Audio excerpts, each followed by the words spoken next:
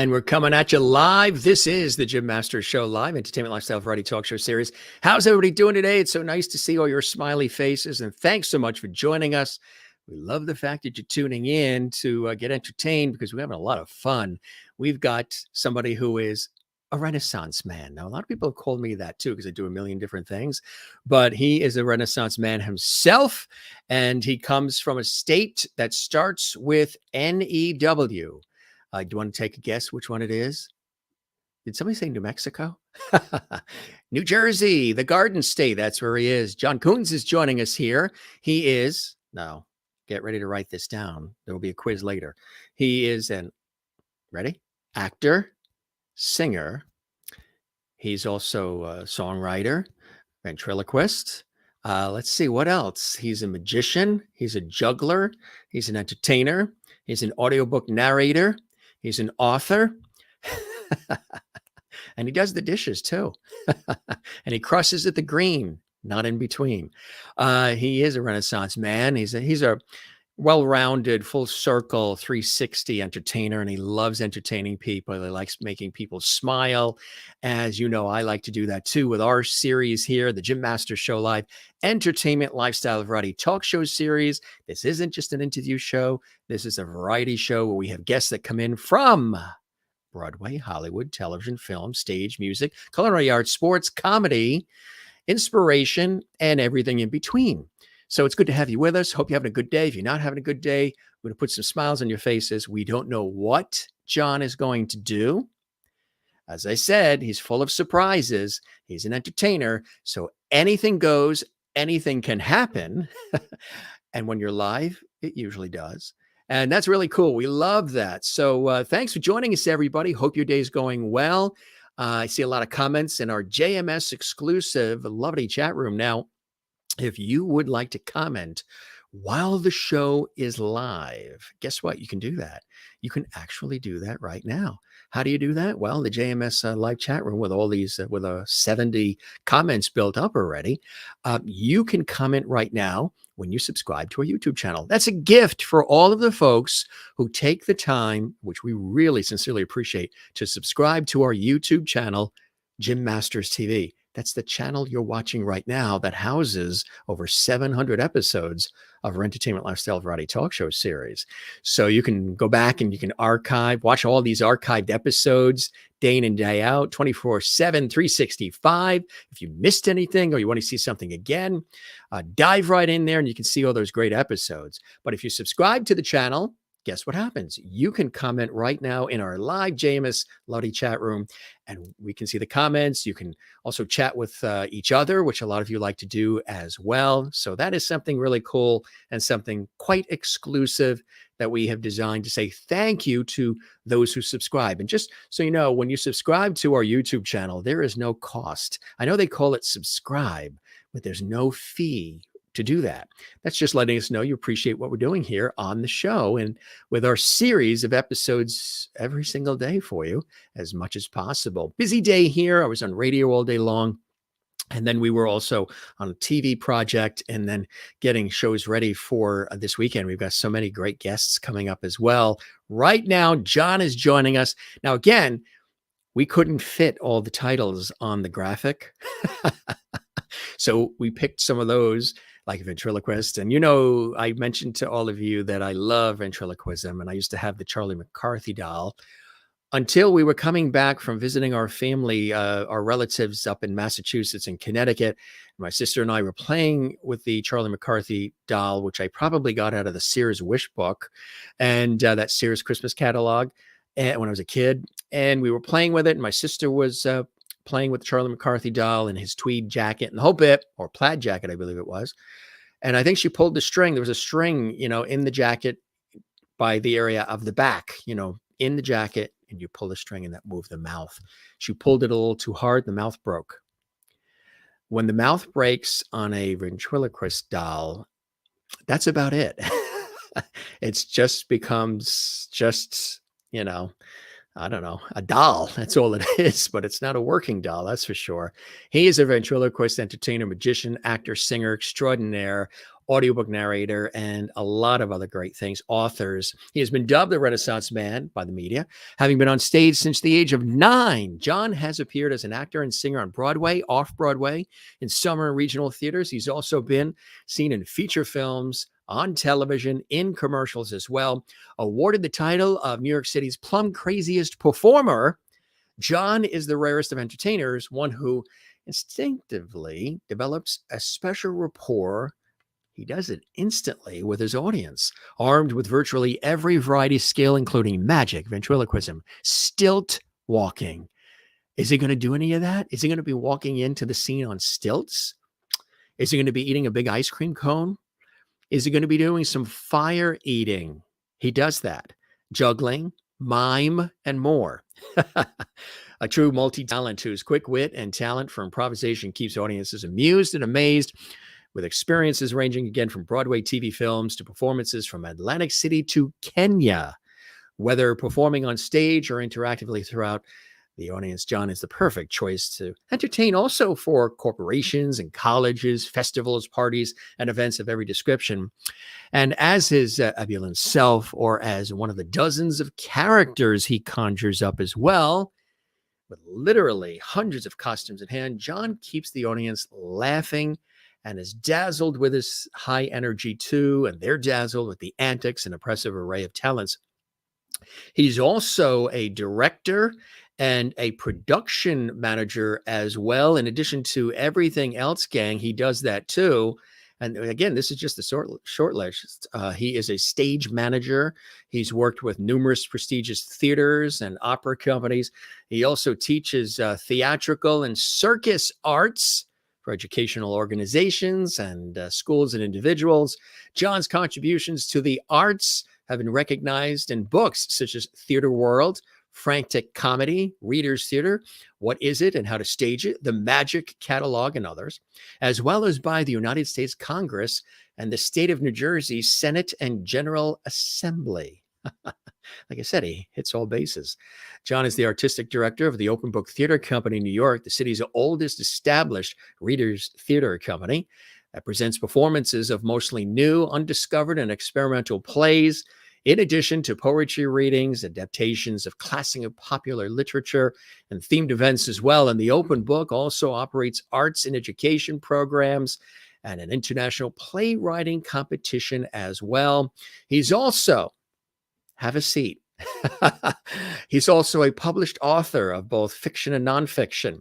Jon's children's books, A Confused Hanukkah and Arthur and Gwen, a tale of young Camelot, remained very popular. A Confused Hanukkah is currently in development in Hollywood as an animated feature to be called A Confused Holiday. Jon's humorous science fiction novel, Willoughby's Time and Space App, and its sequel, Who Kidnapped Willoughby, as well as various short story collections and even a magic how-to book, have all been well received.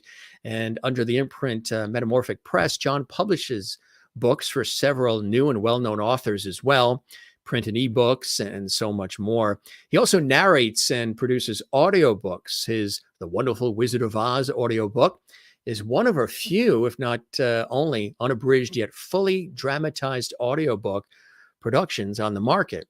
And those are available at Audible as well. And he also owns and operates Jestmaster Companies, which encompasses Jestmaster Productions. See, I'm Jim Masters. He's the Jestmaster. This is an entertainment theatrical production company as well. And we'll talk more about that. He's also got his own unique Jestmasters Foolery Shop. So again, I'm Jim Masters and he's the Jestmaster. And why don't we welcome the Jestmaster among everything else to the show? Now, there's going to be a quiz, gang. I'm going to ask you to repeat everything I just said. Do you think you'll be able to do that? Jon is in the house. Well, not this house. He's in his house. We are excited to have him here, coming to us live from not New Mexico, not New York, not New Hampshire. Again, as I mentioned, coming to us live and direct from the Garden State, New Jersey. Hey, Jon, welcome. Sorry, we don't have any time. That was it. The intro took the whole... I have nothing left to say. The one thing I want to know is, how did you know I do the dishes? because I got that memo. I got that memo. How are you? And I know I'm doing great. we did this whole introduction. Now you'll have to do something. I'll have to do a bunch of somethings. I have a feeling, Yeah, this is really cool. I mean, it's exciting that you've had an opportunity and still have an opportunity to do all these fun things. This goes back to age 9 years old. Tell Yeah, us about that. You started when you were 9? yeah. I was at day camp, and you had a choice of it was 1 hour that was called hobby hour or something silly, and there was a guy who was running a magic program, and I said, "Ooh, I'm gonna learn to do magic." So instead of archery or basket weaving or whatever the rest of the kids were doing, I was doing magic, and I did it every day. And for my 9th birthday, which was that summer, my dad took me to Lou Tannen's magic shop in the city, and we got my first magic equipment, and I've been doing it ever since. Now, were you able to erase the C minuses on some of the grades? Were you able to make those disappear? No, but I managed to get my parents drunk enough so they didn't care. So So they didn't care. extra That's dry Tanqueray martini up with a twist. It works every time. So take us from there. I mean, that's early on. I mean, your family, is there any of this artsy talent within the family? Were you inspired by people around you, the parents, siblings? Was there a funny uncle? I mean, tell us about it. Um, yes and no. My entire family is artistic, mostly in the fine arts, the visual arts. Yeah. Although, well, my dad was one of the top industrial designers in the world for over half a century, and a lot of the packages he designed are still out there in the market. Like what Um, kinds? Tell us. Yeah, that's cool. Currently, what's out there? The Good and Plenty Oh, box. really? He Really? designed in the '70s, and it's still out there. Wow. Um, Trying to think of what else. Freeze Vodka just changed their bottle, but he did the iconic bottle that was previous to this, um, which, believe it or not, has shown up in TV and movies, a lot of science fiction, Star Trek, Babylon 5, because it's a spacey looking bottle Yes. ahead of its time. Yeah. So my dad did that. My mom was a painter, an illustrator, brilliant at that. My Yeah. brothers are artistic. My brother Josh is, aside from me, he's the other one in the family that's in the arts. He's a Hmm. musician. He's a composer and singer, guitarist. He's got a band. He's kind of amazing. What kind of music does he do? That's a hard call. He Is it eclectic, sort of Yeah, eclectic I a was little going to bit? say that was his term for it. I think eclectic Eclectic. rock. Yeah. So it's interesting, and there's a wide ER. variety. Yes, He does the ER. ER. And the only other performing artist in my family, although my mom, when she was younger, did a film or two, and that's back in the old days with 16 millimeter black and white. Oh, Um, yeah. but my grandfather, my mother's dad, in addition to being a brilliant jeweler, um, was also an actor in the Yiddish theater Okay. Yeah, back in, sure. back in the old country. So so I got the artsy stuff just from everywhere. So you grew up in New Jersey? Yes, I grew up in New Jersey. I don't admit it often, but Now, when you grew up, it's funny because you and I were talking before we went live on the air. I said, "What exit are you?" And you said, "I'm exit 1." yeah, yeah, You're it's true. exit 1. I don't know if I ever met anybody from exit 1. Although I did have Really. a college friend whose parents, he grew up in one of those Tudor homes in Queens and Flushing, his parents, and they owned Piccadilly Florist on East 59th Street in Manhattan. And then I remember upon graduating college, he got an apartment because he was working in the city in Manhattan, in Edgewater, which is Oh, that's literally right on the edge of the water, on the edge of the Hudson, right? And appropriately named. Yes. now is that exit 1 also to get there?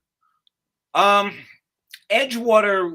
If you're coming over the George Washington Bridge to get to Fort Lee and Edgewater and all of those things, you just go straight. and there's really no exit number. You're just leaving the bridge and you can go on to Route 4 or 95. But when you leave the bridge, exit number 1 goes on to the Palisades Interstate Yes. Parkway, and Right. that's what leads to Englewood, Tenafly, Alpine, all of those places. All those places. Wow. So growing up, again, you had all these great influences.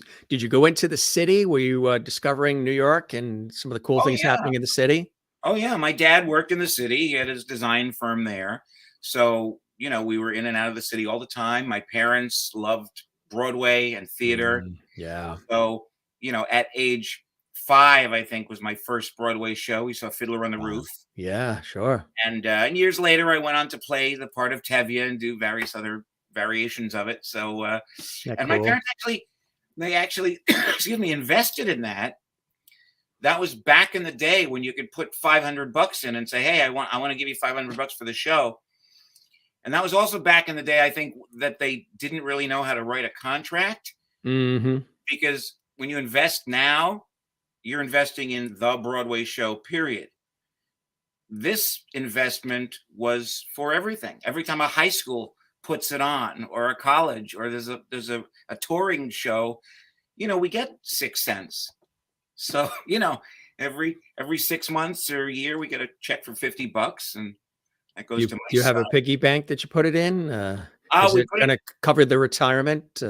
Not even close. But hey, I'm in the arts. I'm never going to retire. Oh, When will no, I ever be it's, able to do that? right. Um, Not a chance.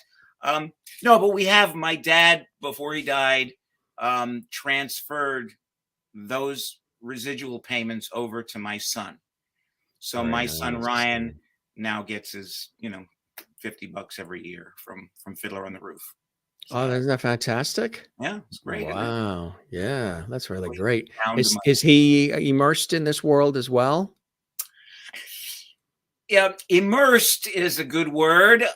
Probably not willingly, because he lives with me here, so I'm always running around in some crazy costume, or rehearsing something, or singing, or rehearsing, or whatnot. My wife, Mickey, is a brilliant musician, and she plays on Broadway. So immersed, yes, he's been with it all the time. When he was younger, he would actually come up with me on stage and sing songs and things like that, which was great, because I'd be out at Pumpkin Fest, let's say, for New York City Parks Department, and there's thousands of people there, and I say, "Hey, I'm going to sing a song with my little kid," and he'd come up. He's 5 or 6, and he's singing. So that was great. But now, as he's gotten older, he's a teenager. He's a teenager. And yeah, now he's a teenager. So he's not quite as interested in the performing arts as he once was, which only means that he's learning and getting smarter. So What are some of the things interesting him now?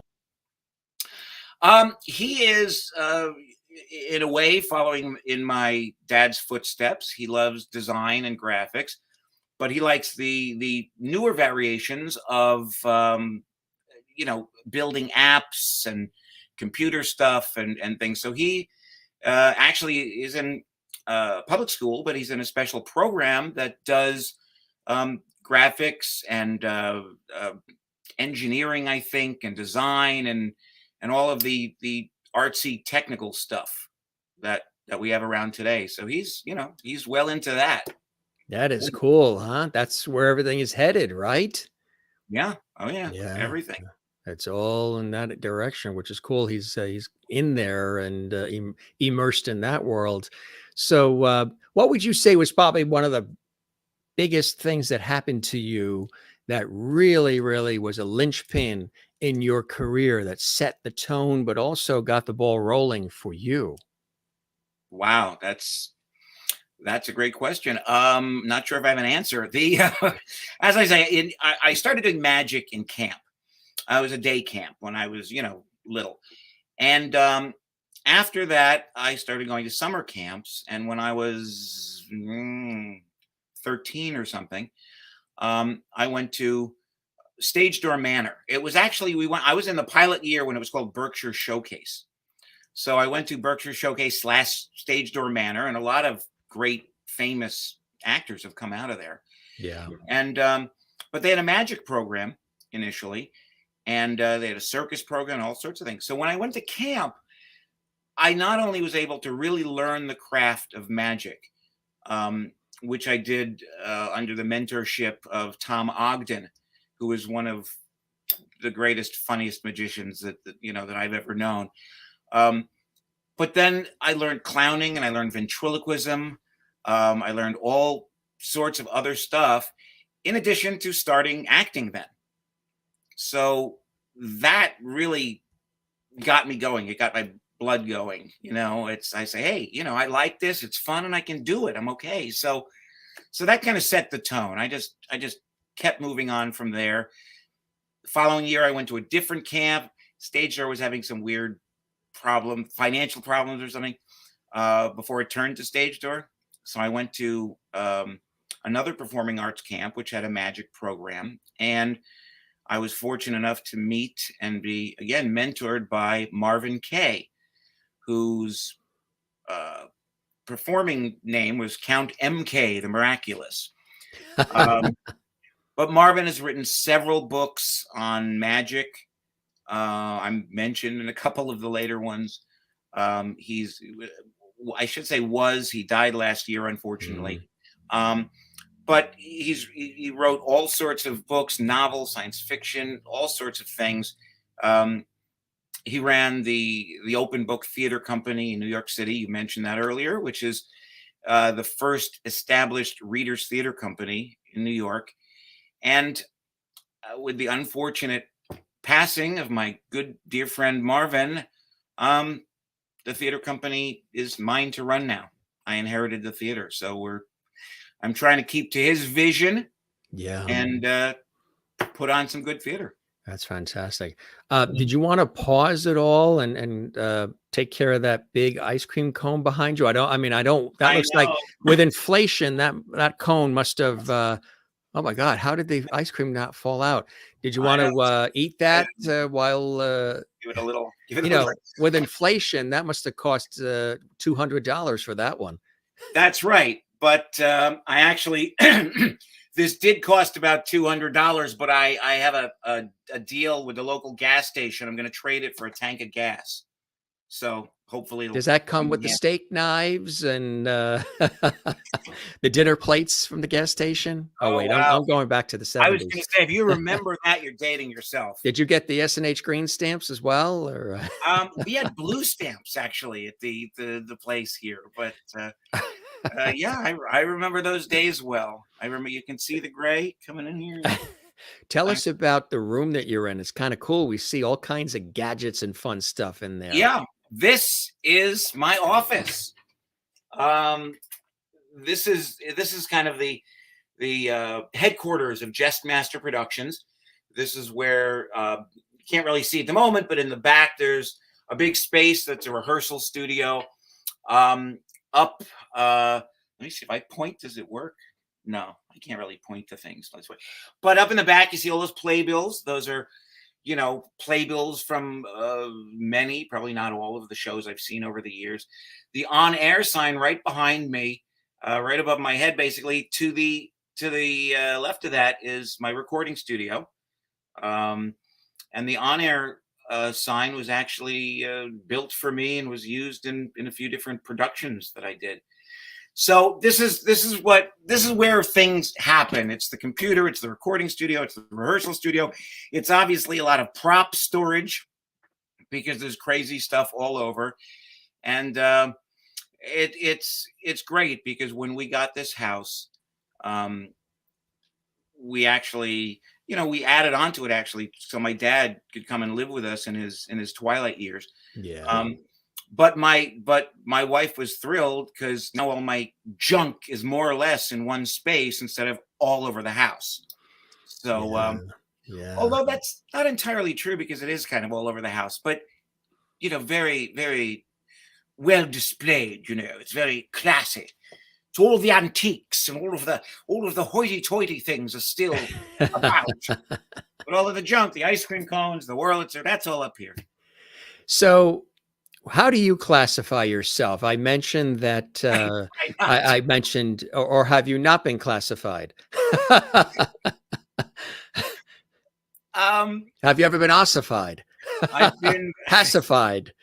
I've been varied, Wow, my God, you are various. turning your face. Look at the color I of your was start, face. You're turning beet red. you know what? It actually shouldn't be. I have a light right above me, and Oh, it's it's when I it's a, said ossified. Maybe you're ossified right really. now. It could be. My lips look very red too. I look like I've been You got smooching. somehow once I said classified, Well, you know, ossified, pacified, I've you got a turned red. I've got a studio light over here. That's okay, but if there's a once Blame the equipment. I've been I've been various. I have been various issified in my years. Pacified. Rarely pacified though. That's something people can't really get a hold on. How do Yeah. we make him stop? I don't know. So, are you an actor, a singer, ventriloquist, an audiobook narrator, an author, an entertainer, a publisher, a singer, Is this a multiple a choice question? mime, a juggler, a magician? For you, what's if somebody said, if God came down and said, you got to pick one thing to do, that's it, that speaks to your heart first, what would it be? Well, Other in than my being on the Jim Masters show, I know well, that is number one, but this is the pinnacle. culmination of all my dreams. Yeah, this So is I clinical. must thank you for that. Um, Absolutely. I am all of those things, but in my heart, there's actually two ways to go because up until recently, I would always say I'm an actor and a singer, and that's what I do. You know, and you squeak in director there. Acting, singing, directing is what is what's in my heart, and I do it because I have to. When I teach theater, when I teach acting and things, I tell people there are only two types of people in theater: the kind that are in it because it's in their heart and in their soul and in their blood, and they have to do it; they can't do anything else; and the kind of people who aren't in it. So my life, I mean, I love doing magic and juggling and all that junk, but that's a way to pay the bills and keep up your skills and be out there. But acting, singing, and directing are really my major loves. Those have in recent years been not pushed aside because I still love that and I still do all those things, but have been supplemented with writing.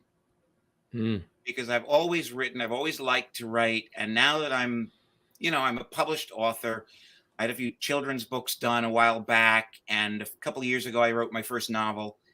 And I love writing. I love creating characters and stories and humor and whatever else. And let's face it, I'm an old fart. And OF? yes, exactly.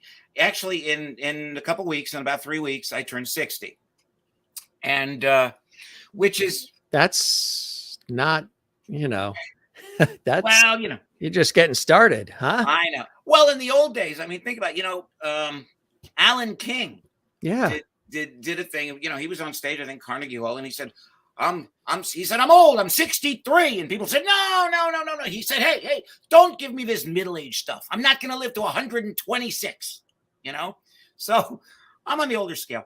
But the age Sponsored by Geritol. Yes, exactly. I wish I could get a sponsor. Half the game shows were always sponsored by Geritol. Yeah. I would love to have a sponsor of any kind, to make me work. But yeah, the main milestone for me is not that I'm turning 60, which everybody does eventually. The milestone for me is that I've been in this business. I've been in show business for 51 years. As you said, I started when I was 9 years old. Exactly. From doing magic in camp at 9 to doing Broadway and films. And, your show, of course, is the pinnacle of my career. Yeah. Well, now you're a Lovity. So that's, how's it feel to be a Jim Master Show Lovity? Are your feet tingling? So most guests say the feet tingle. There are various things tingling. I'm not sure if the feet are them, but Maureen says happy hump day. It's hump day. Oh, is it? Yes, it is. It's Wednesday. That meant something very different to me in my younger days. Prince Spaghetti Day. Right. Wednesdays. Those commercials. Oh, I remember them all. So, what would you like to do for our audience? I know they're all excited. I said, is he going to come in on stilts? Is he going to have a ventriloquist doll with him? I mean, did you hear the story about the Charlie McCarthy doll and what happened? I heard, The absolutely. mouth broke. I had one of those. My first ventriloquism, when I learned, was Charlie McCarthy doll. Yeah, those are great. And I could have come in on stilts, but then you just see my knees, and might be better shot than what you got now. Who knows? But I know you said you were interested in me doing a little bit of anything and everything, so I can do a little bit of anything and everything. You had mentioned singing a song. Would you like me to sing a song? Dear God, no. No, yeah. Well, normally I like to sing tracks, especially tracks that my wife has recorded, because she has a quartet, a woodwind quartet / saxophone quartet called Metamorphic Winds, and they're absolutely wonderful, and that's a joy to sing with them live. But since there are copyright issues with any music, you know what? I checked on If You Knew Susie, because I thought we could get away with that. It's 1925. Has it been 90 years since the songwriter died? They changed it to 100 years now. I think it's up to 100 now. Finally, now you can sing Happy Birthday publicly and on the air. Exactly. And because I believe the two ladies that wrote it have since passed, and then there's that time after, but there is that whole it's tricky. Yeah, it's tricky, especially when you're on air. You get the copyright claims and exactly. So I was searching. I was hoping it was 1922, but that one was 1925. So can't do that. But I would like to do a song, and it's funny because the only time I ever sung this song a cappella before was, I think it was on the Joe Franklin show. I did a bunch of those kind of shows at the time, so I'm not sure, but I think it was on legendary Joe Franklin. Yes, and this is a song that was written by Harry Ruby many years ago and was made popular by the likes of Groucho Marx and Zero Mostel. And I thought it would be appropriate in light of the recent holiday. Sounds good. All right, here's Jon Koons live from New Jersey, USA. Today, Father, is Father's Day, and we're giving you a tie. It's not much, I know. It is just a way of showing you we think you're a regular guy. You say that it was nice of us to bother, but it really was a pleasure to do. Ere that I was born, I did not have a father. That's why I'm so proud of you. Today, Father, is Father's Day, a day that we all revere. The tie that we bring didn't cost us a thing, 'cause it's the same tie we bring you every year. You say that it was nice of us to bother, but it really was a pleasure to fuss. For according to our mother, you're our father, and that's good enough for us. Yes, that's good enough for us. Fantastic, my friend. Fantastic. Thank you very much for doing that. And we are just coming off the Father's Day. That was really good. Oh, thank you. Yeah, that's not a song that shows virtuosity, but it's a song that's just fun and exciting. And anything that I can say I sing that Groucho Marx sang is okay with me. That's right. Exactly.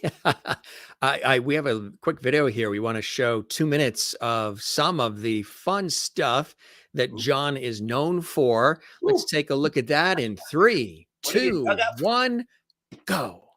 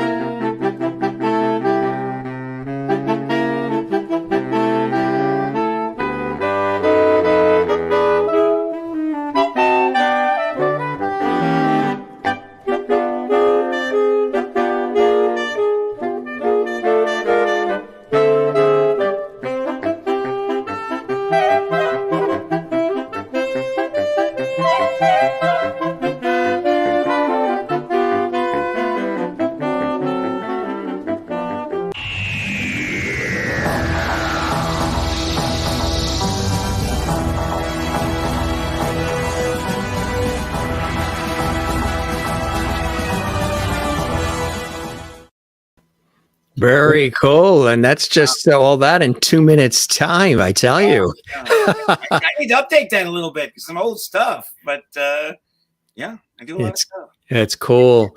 What else do you want to do for this lovely audience who's hanging on to every move and every expression and every word? Every move and expression and every word. You know, if you'd like, I'll do a magic trick for you. Oh, that'd be cool. You like some magic? Absolutely. Yeah. Then we can, you know, talk about all my other junk. You saw a brief speck of this in the demo tape that you watched, but okay, now and I marked my spot so you'll be able to see me. I gotta go all the way back here. But I always carry rope with me. Rope is very handy stuff to have around. You never know what you might need it for, and you never know who you might need to tie up. All right. So as you can see, I've got 3 different size pieces of rope. I've got a very long piece, I've got a very short piece, and I've got a very medium piece. Got it? All right. Now, when I do this, people say to me, John, because that's my name. They say, John, what can you do with 3 different size ropes? They got to be the same size. They got to be even. Well, I don't agree. I like my long, my medium, and my short piece of rope. But they say, no, John, because that's my name. They say, John, they got to be even. So me being a master magician, I decided to give it a try. So the first time I did it went something like this. I put all the ends up to the top, just like this. Now, as you can see, the ropes are all even. They're all exactly the same size. The ropes are all exactly this. If you ignore this crap on the bottom, they're all this. It's not a very good trick. I know that because the first time I did it, they started throwing things at me. So I went home. I studied. I practiced. I came up with a way of doing this right in front of your very eyes. So here we go. We're going to take my very long piece of rope. We're going to take my very medium piece of rope, and we're going to take my very short piece of rope. Now, I know that I'm in New Jersey, and you are far away from me, Jim, but I'm going to need your help, all right? I need you, because I know that the magic of television, so I need you to blow on this for me. I'm gonna feel it. Blow on it. Go ahead. Thank you. Yeah, I said blow, not spit. Try again. One more time. That was like a microburst. That thing is working. You had some garlic for lunch, did you? All right, okay. Never mind. I'll do this in front of your very eyes. Here we go. There we go. 3 ropes, exactly the same size. There's 1, there's 2, and there's 3. Hold your applause. I see you have. No, I don't know. Maybe are you all at home applauding right now? I hope so. They definitely are. Oh, well, that's good. You know what? The funny thing is, this is a tough trick for me to do. You know why? Because I'm not very smart. Yeah, you can tell just from looking around my house. So for me to count to 3, it's kind of rough. So I'm going to just get rid of that one. And I'm going to do this again with just the 2. Just the 2? Got it? Okay, great.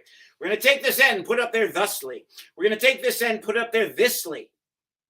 Thusly, thisly. Any takers? Okay. Now they're even. Remember, they started off. You know, I'm getting myself all confused. Maybe if we did this instead with just 1. I like that. Long piece of rope, that might be a little bit easier. Now, the thing I like about the long piece of rope is I can take these ends and I can tie them into a knot. See, now I've got a loop with a knot. Now, a loop with a knot is not a loop with a knot is not a loop because a loop with a knot has a knot. Did you understand? Just even saying that you know is a little loopy.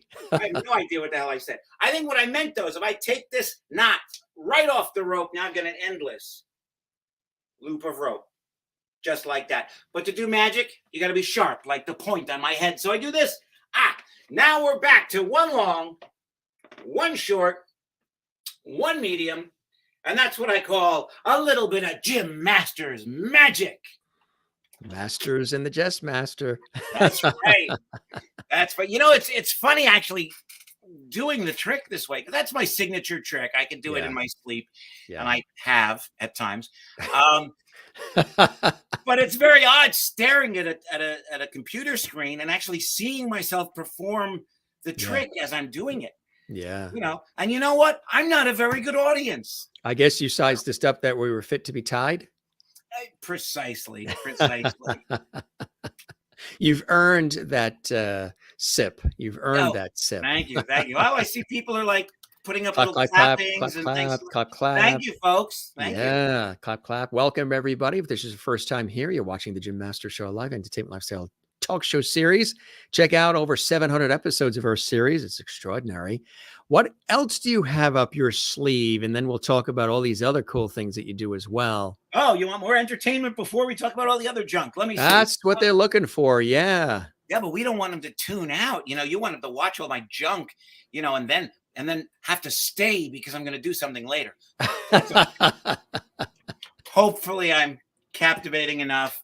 I mean, I did bring this tie on the air, so that's yes, you did say something, you know, about me. What do you do with ventriloquism? Do you have your partner with you? In fact, I have Les right here. Who is that? This is my friend Leslie Phelps, right? Leslie Phelps. Now, Leslie, that's a girl's name, isn't it? Hey, don't start with me. All right. Now, tell me something, Les. It's a play on words. Your name is a play on words, right? Yeah. Well, you know, Leslie Phelps, and you're made of felt. So, how do you like being felt? Well, same as anyone else. Shoulder, head. You know, that's not what I meant. All right. Well, so tell me something, Les. How do you like being here? Well, that light hurts my eyes. The light hurts your eyes? Don't look at the light. Look at something else. Look at, I don't know, look at me. Yuck, that hurts worse. Oh, stop that. So, you know, Les, we're on the Jim Masters show. We're on the what? The Jim Masters show. The Jest Master show? No, the Jim Masters show. Who the hell is he? Stop. He's the one that's putting us on his show. Did I get billing? Did you? You didn't get billing on the show, no. Yeah, then who cares? Oh, stop that. You have any questions for Les or anything? Have you ever? Less is more. Les? He thinks he's funny. Yeah, he is funny. Go ahead. Yeah. Does Les smile, or does he always have that look? Hey, this is it. This is That's it. what I got. I hope you're not union, Les. Are you union? More or less. So, Les, what do you do for a living?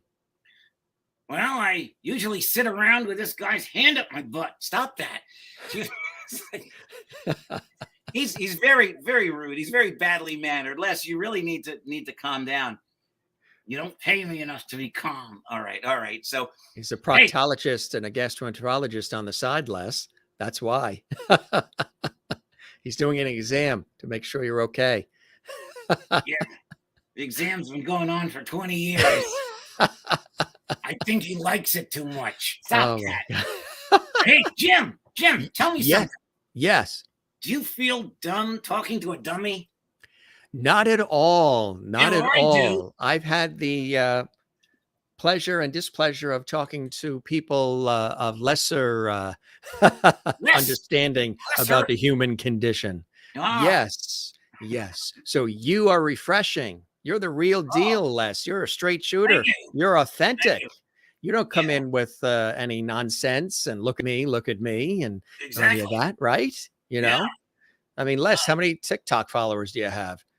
Oh, I can't count that high. You don't have a TikTok account. Oh, that's why I can't count that high. I meant to say, how many cuckoo clocks do you have on the wall? You know, tick tock, tick tock. Well, I don't know any cuckoos on the wall, but Les, who's your dentist? Huh? Who's your dentist? Oh, you might want to ask for a refund. A guy in England. You might want to ask for a refund. He robbed you blind. So Les, tell me something. Wait a minute. You know what? I sang before, and they seem to like that. So how about you sing? No. No, Les, he said that fast. Les, come on, sing a song. No. Les, come on. We're on the air. Let's sing a song. No, no, no. I never heard of that one. No, no, no. That Yeah, sounds never like mind. Never mind. Look, I don't need him. Forget it. I'll sing myself. I'll sing. I'll sing. Wait, what's wrong? What's wrong with me singing? Huh? What do you mean, huh? I come from a whole line of singers. Oh, yeah? Only singer in your family was a sewing machine. Okay, why don't you want to sing? Well, I don't know how. You don't know how? No. He doesn't know how to, huh? I guess not. Well, can I teach you? You can do that? Sure. You could always teach an old dog new tricks, right? Who you calling a dog? He skipped over the old. Yeah, well. All right, so here we go, Les. Okay, when I do this, I want you to sing hi. Hi, hello. No. When I go like this, I want you to sing low. Low. There we go. Okay, here we go.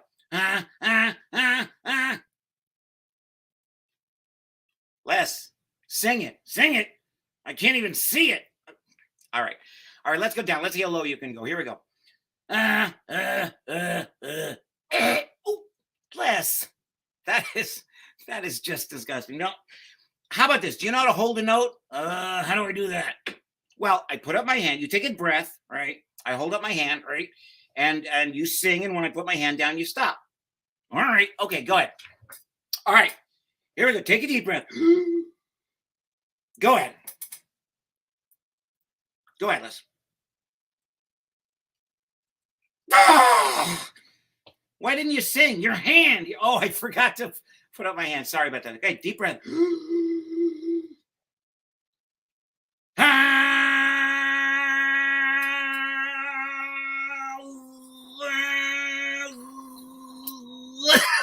Wow, that takes a lot of hot air. Yeah, you sure do. Look, do you know any songs? Well, just one. What's it about? You wrote a song about me? Yep. What do you think, Jim? Should I let him sing it? Yes, absolutely. And then you can give him, after he does that entire ice cream cone, because he's certainly earned it. Do you like ice cream cones, Les? There's a big one behind you there. Oh, yeah. Yeah, I'll go for that. You've earned that. You've earned that. Oh, yeah. All right, let's hear you do your thing. We're all excited. Right, you got a song about me. All right, here we go. Okay, go ahead. Okay.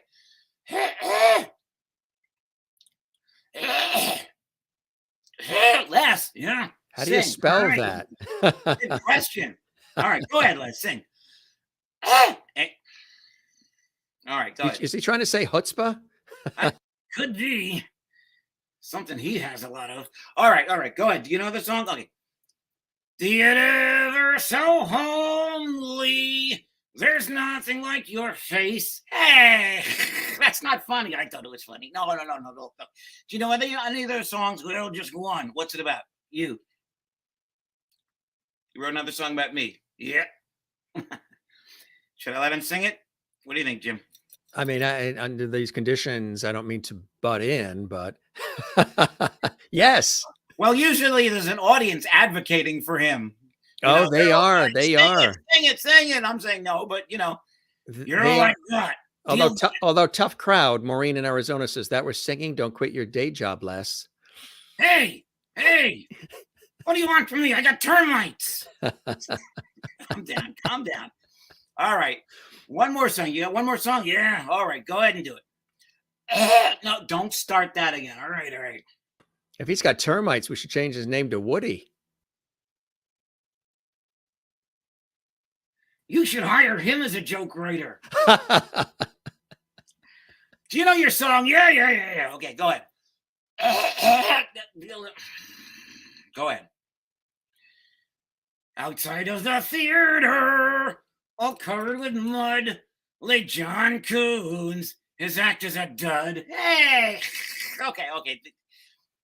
That, I think we've had just about enough of him. Is there anything else you want to ask Les or yes. What does Les feel about the inflation that's going on? I would imagine that does he drive? Does he have a car? Does he go food shopping and buy clothing? All these things that are expensive now. What does Les feel about all that?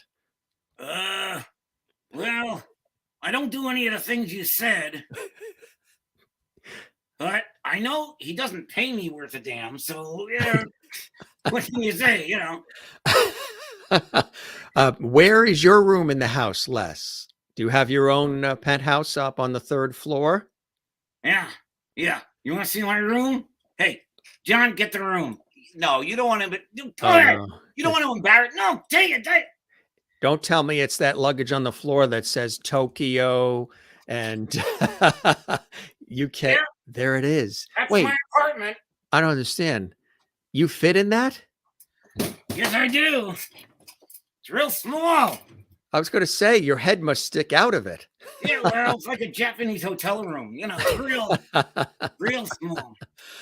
What would be maybe one or two things about John, Les, that we don't know about? I mean, in the introduction, I listed Renaissance man and all of these different things he's done over the years and continues to do. But what would be something about John that none of us know, that only you know, Les, that you'd want to share with us?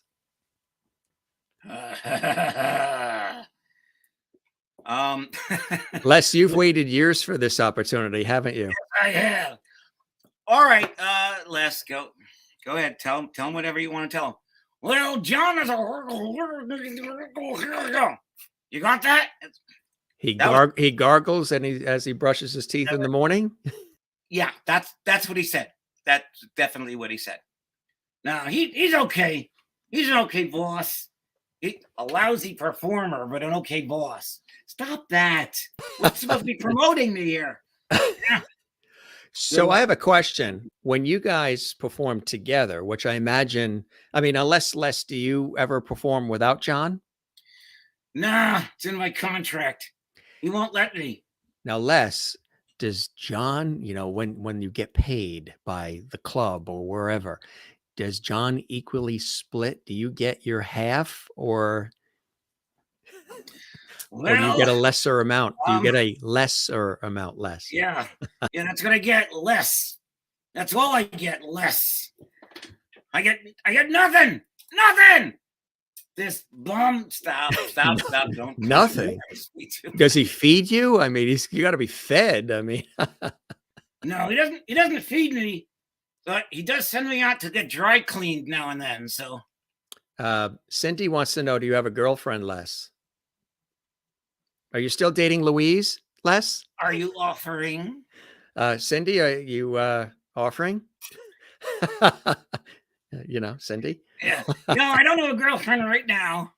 But I'm looking. Right. Yeah. He likes puppet girls. I mean, he's one of those. He likes to be strung along. Yeah. I like to control the strings for a change. Well, if you're going to date somebody, things have changed probably since you dated last, Les. They're going to want to know your credit score.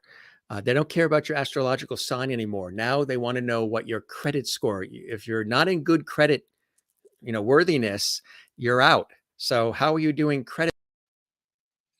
Let's see. I got some street cred. No, they're not talking about street credit. They're talking about money. Yeah, well, I gotta like as much as John does. you poor sap. Yeah. That's fantastic. You're amazing, Les. You really, really are. I tell you. Oh, thank you. You look a little bit like Joe Garagiola. Remember him? Hey, yeah. Well, I'm too young. How old are you, Les? That's a good question. How old are you, Les? How long have we been working together? Yes. I don't know, like 15, 20 years, something like that. That's fantastic. As we've been, Les, you are my new lovity. Ooh. Hey. Les, Sherry says, there you go, Cindy. Les would be a great catch. So they think you'd be a great catch.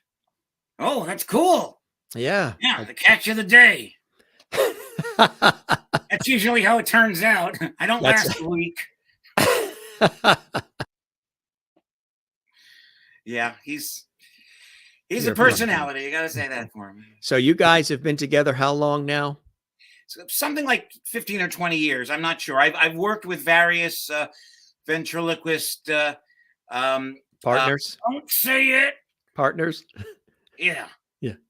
Dummies. You little. I've worked with various partners over the years. I still work with them on occasion, but Les is my go-to guy. Really? Yeah. He's definitely not a stiff. No. I'm kind of that what do they call him? Muppet. Yeah, one of those kind of The things. Muppets, exactly. Yeah.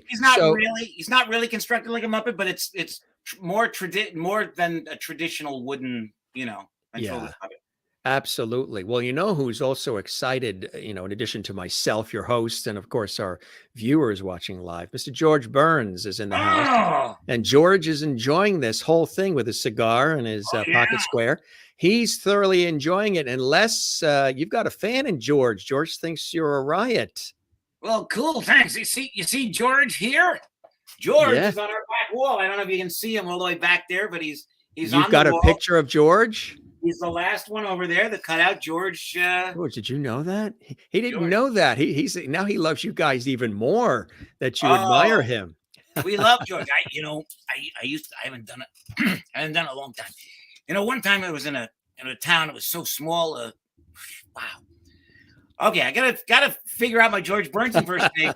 You suck at this. Stop that. I haven't done it in a while. Nobody even knows who he is anymore. So okay. One time I was in a town. It was so small. One time I was in a town. It was so small. The welcome and the goodbye signs were back to back. Sorry, that was pathetic. Just cut that out of the show. I know this is live. Yeah, there's no cutting. But you can cut it out of the. Yeah, no, I haven't done George Burns in a while. It's funny though because I do a lot of impersonation, a lot of character voices, but most of the people I do are dead. I mean, nobody knows who they are anymore. So when somebody says George Burns, you go, well, they don't even know who it is. Cindy has commented in reference to possibly going out on the date with Les. Ooh. She does say here, I don't know. I prefer a guy who has an income and can speak for himself. All right. They caught us. I'm the one who speaks. I give him his words.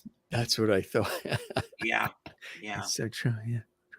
Oh, yeah. George said that if you ever want to go out on the road with him, Les, he would be very happy to do some vaudevillian acts with you. Well, wow. I could be the new Gracie. Say goodnight, Les, though. It doesn't sound quite right. No, it doesn't quite. Not quite as good for Les there. That is funny. Yeah, and of course George played God in the movie, so you've got God sitting here looking at you right here.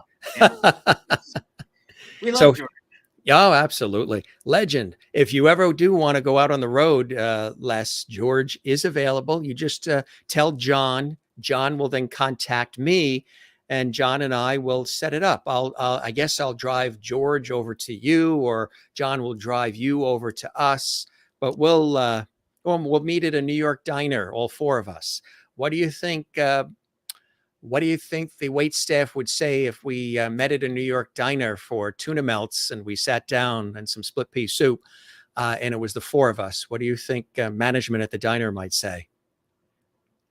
They'd say, "Get that Koons guy out of here." Hey, you're history. I got a new partner now. You know what they might say? Will that be separate checks? That would be more likely if Jack Benny were with us.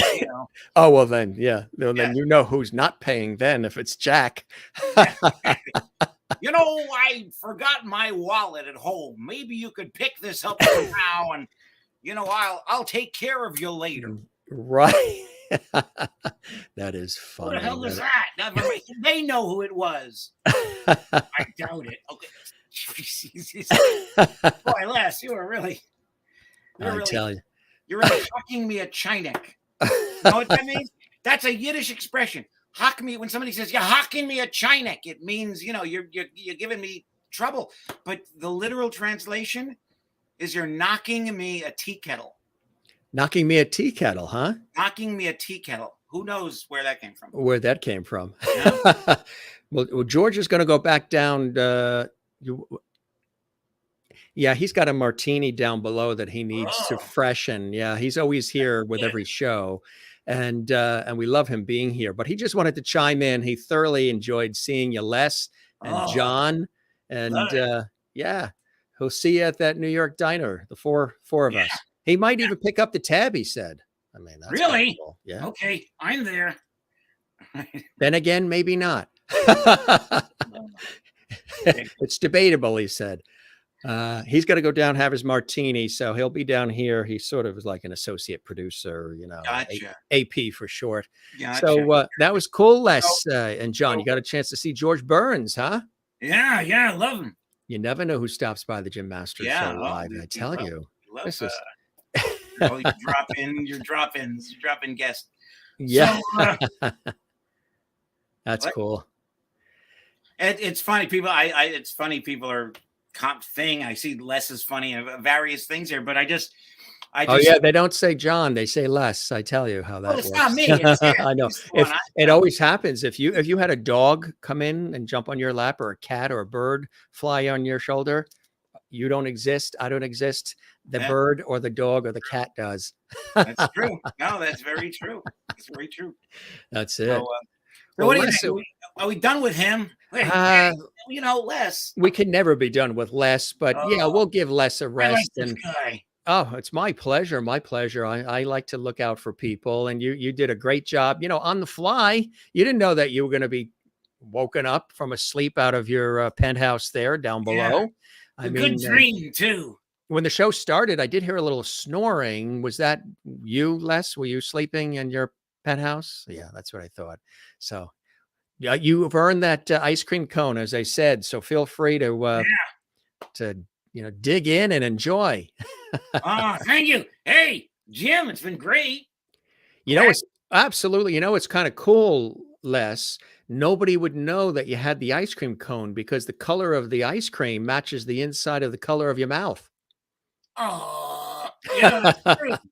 That's true. So nobody would know that you had it. Yeah, I'm gonna have that ice cream, but thank you for getting me on the show and for letting me take time away from this idiot, because I'm the star here.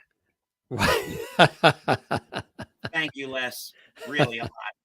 All right. Les, it was a pleasure, really a pleasure, and you're welcome back anytime. I'm sure we will see you again soon, my friend, okay? Thank you. You be well, and yes, and George gives you his best. Thanks, George. Thanks, Jim. I'm going to go have that ice cream. All right. Yes, go have the ice cream. The ice cream is not going to fit in your penthouse. I'm going to let him sit down on the floor and eat it because I've seen him eat. It's not pretty. No.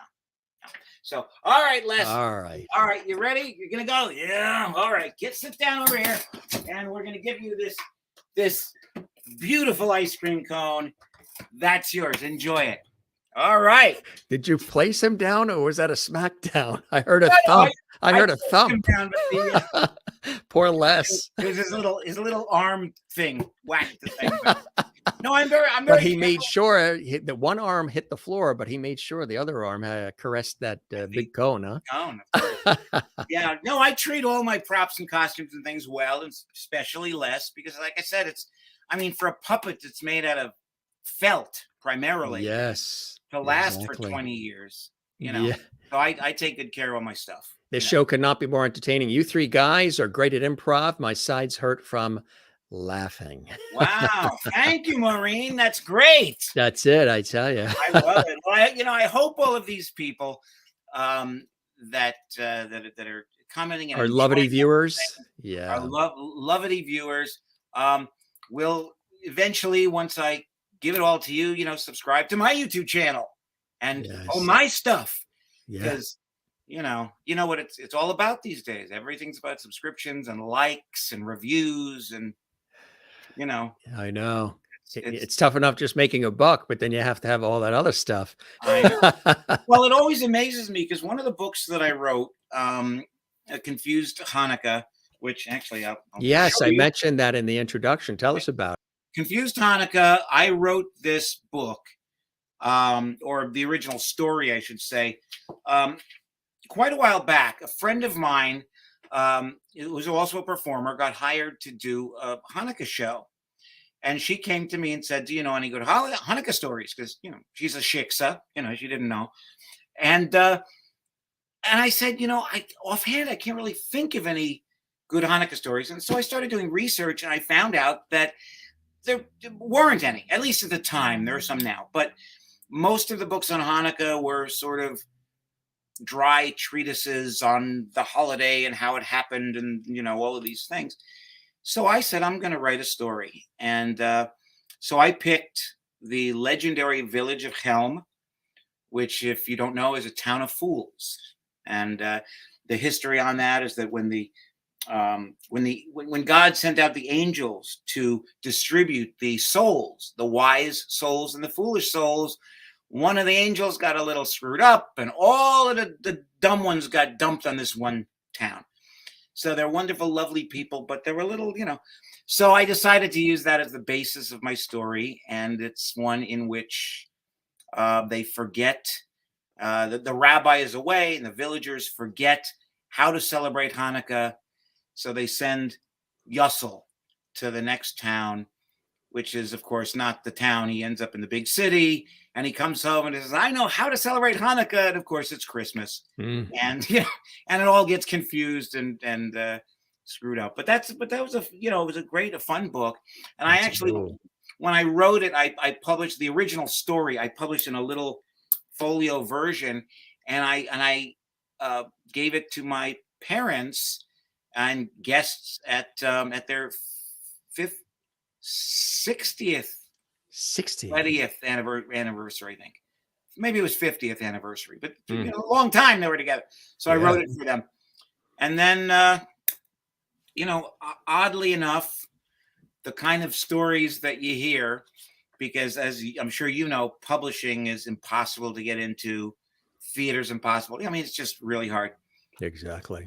It's impossible. I'm thinking of Perry Como right now. I met an editor at a party. It was a Christmas party or something. And we got to chatting. And of course I said, oh, it's an editor. Wow. Yeah. Oh, I'm an author. You know. And he said, well, oh, yeah, you know, I know everyone's an author. And I'm not interested in any authors unless you happen to have a Hanukkah story in your pocket. I went, aha. So what are the chances of that? I was crazy. Right? It's insane. And but it taught me a lot. I learned a lot because my original story was about 5,000 words probably. And a children's book, you know, like this has got to be like 1,000 words. I mean, that's what you got. You got a lot of pictures and a couple words here. So I literally had to edit a 5,000 word story and cut 4/5 of it out to make this book. And between that process with the editor and everything and the illustrations, which are wonderful illustrations done by S.D. Schindler, there he is. Between all of that stuff, it took about 4 years just to get published and come out on the market. Wow. But it did very well. You know, it got reprinted several times. And what brought me to this is I got reviewed by Publishers Weekly and Parade Magazine and all these terrific places. And now when I tell people that, I said, yeah, but, you know, Publishers Weekly gave it 5 stars. And Parade, they say, yeah, but how many Amazon reviews do you have? It's like, yay, Amazon reviews, come on. So is that exactly what you said to him? Yes, I do. I say, are you insane? I'm talking to you about, you know, Publishers Weekly, the New York Times. You remind me of the guy that did the Crazy Eddie commercials. He looks with the hands. That was perfect. Insane. I have a lot of different. Everybody used to think he was Crazy Eddie, but he was an actor who did those commercials. Right. Yeah. Well, you know, if they opened it up again, I could do it for them. So, absolutely. So yeah, the Amazon. That's funny, huh? But as you also mentioned in your fabulous intro, which was my Gettysburg Address. which was spectacular. But you know, Thank I you, thought thank you, thank it you. was like the best intro I've ever gotten, and it's spectacular. And I realized Thank that you. most of it came from my bio, and I wrote most of it. But but besides that, but anyway, this book is in development. Our And Hollywood, printer ran out of ink when we were printing it. yeah, I know. Well, you got the long version. You got the full version. I have little ones that You I told print. me if I didn't read it, you weren't coming on. Yeah, you weren't supposed to know that. Did she tell you I said that? Les did. Um, Les told me. Les, See? we're gonna have words. How's he doing with the cone? He's doing pretty good with that cone. Is he? Yeah. He's almost done, I think. I'm almost done. Yeah, I'm almost there. Okay, well, Good stuff. you liking it? Yeah. All right, good. So he'll get to it eventually.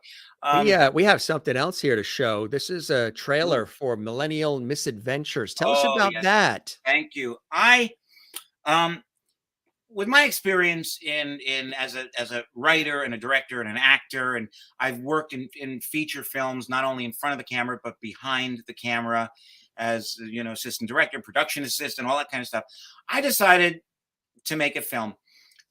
I decided to write this script based on an audition that someone came in to audition to work for me for my production company. And it was a millennial. And not to disparage millennials. It was just so insane that I said, I'm going to write this up. And so it came from basically several auditions with people that have come to audition for me. But essentially it is, the millennial response to life. So it's funny, and show the trailer, and that'll roll it. Here we go. Give it to you. George, press play. Hi, my name is Jon Koons, and we are filming a movie here. It's going to be a lot of fun. It's a funny movie, and my stars are where. Girls, what are you doing? Texting. Well, we're supposed to be making this promo. Well, who are you texting? Each other. Of course you are. Get over here. Come here. Don't waste time. We gotta make this film. Come on. Okay. Good. Just get into position. Very nice. Okay, so as I said, we're making this comedy movie. It is called Millennial Misadventures. The first adventure is called Belladonna's Audition. These are my millennials. This is Kate. She's playing Belladonna. And this is Lindsay. She's playing Heather. My name is Belladonna Fine. Usually perfect, but always fine. I am model height, obviously. This is my best friend, Heather. Hi. Right? And this would be a great series, wouldn't it? Yeah. Do you think so? Web series? Yeah, cool little web series. Web series or like a sitcom or something like that. There's a lot of different things we want to do. Okay.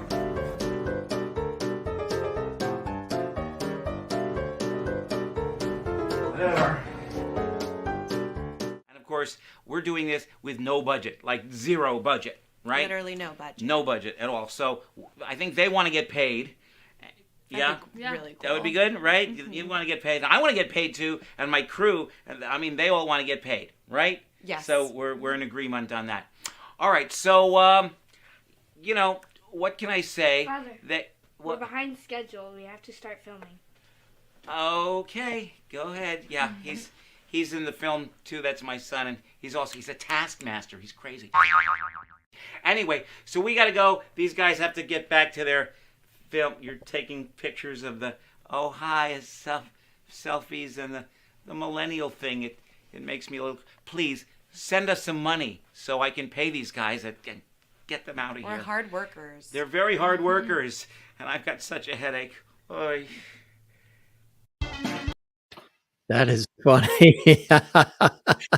And When did you guys do that? we produced this right before COVID hit. So I think we did it in December, and then COVID hit. And but I worked with my good friend Jim Brown, who was my director of photography and editor, and we got it all worked out, and we released it April 1st. We released it on April Fool's Day, in that first chunk of COVIDs, hoping that people would see it and laugh and, forget for a moment their drab wretched lives. The craziness of life and all the trials and tribulations, right? That's really fantastic. Well done too. There's something else we have too. This is kind of cool. This is a whole routine. People may remember the Abbott Costello, who's on first. This is Cockeyed Radio. Tell us about this. Oh, well, this is very funny.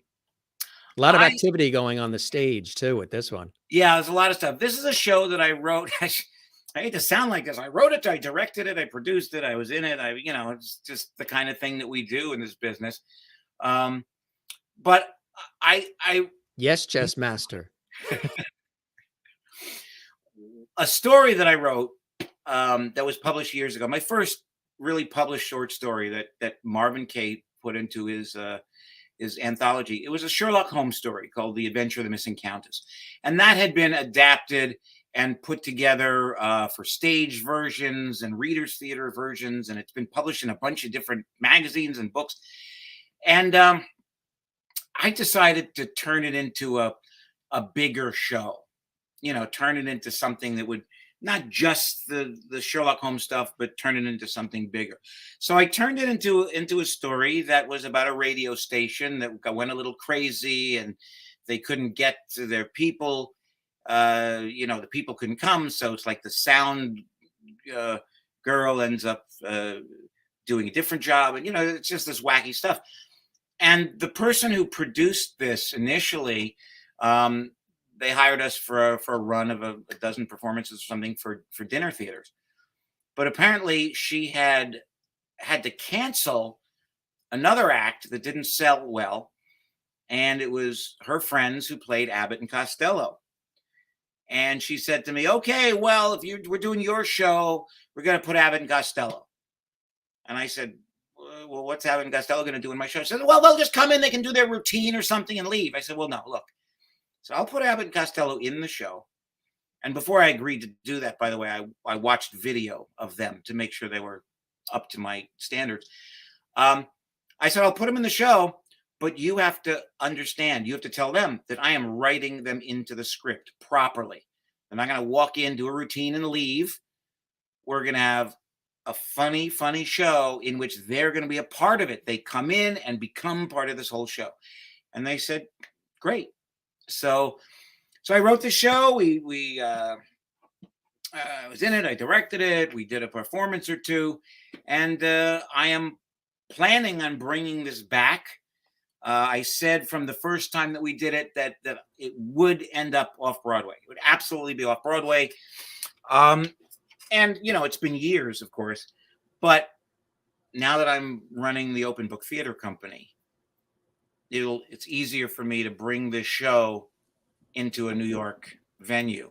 Mm-hmm. Of course, what we really need for the Open Book and everything else I'm doing is money, because that's where it all falls down. But your life is basically an open book, huh? That's pretty much it. And most people try to read between the pages, find out it's mostly blank. But anyway, so this is a show, and this was, I guess you've got the promo that I did for the show. So it's got stuff that goes on in the show, and I guess a couple people saying, ooh, it was fun. So I guess you got the promo. Whatever it is. I send you all of these things. I don't know where you picked up. You could be running the entire show for all I know. Yeah. So, well, let's spend an hour and a half and watch, But Cockeyed Radio. Exactly. No, Cockeyed Radio. Let them rip. That's it. Hit it, George. That was the brass on the phone. They say our actors are not going to make it. Their bus from the Catskills is stuck in the snow. So we heard. What about the musicians? They're stuck also. Apparently in a bar. She was Red, you just became an actress. You, Minnie Mouse, you just became a sound effects expert. When is it on to play? You'll wing it. And I found the show very original. It's a really wonderful, one-of-a-kind piece of theater.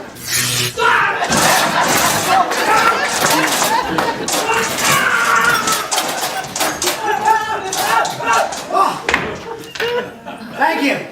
No problem. Beatrice Globinger with her female parts. I mean, handling the females. It's all fun listening to the story. They show like a story, a mystery story. You are the only man in all of London that can save my little girl.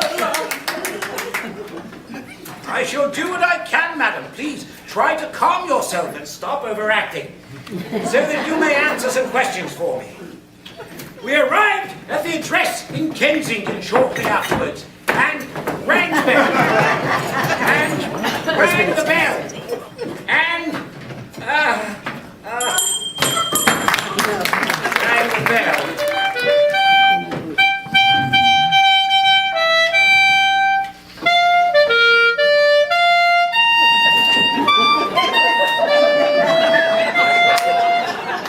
As the hour turned, I listened to the lusty peals of Big Ben.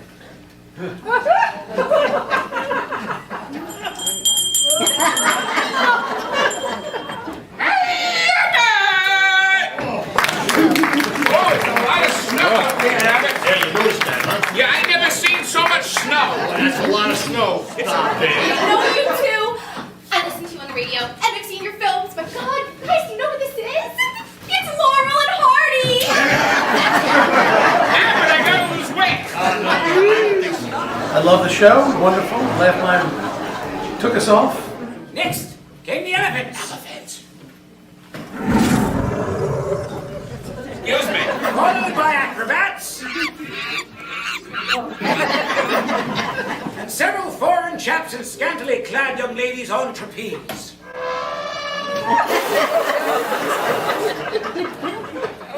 He said that he would leave me something special in his last will and testicle. Costello!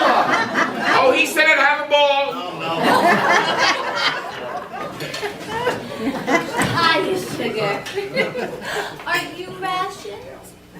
You know, I've always been keen on you. I've always wanted to climb you. Knock it off! Shut up! Oh, I didn't think anybody could go that far out on a bender. Hi, big boy.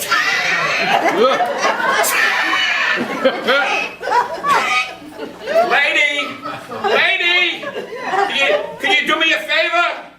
Make bigger cycles. I like this studio. It's a lot of fun. Okay, that's what I figured.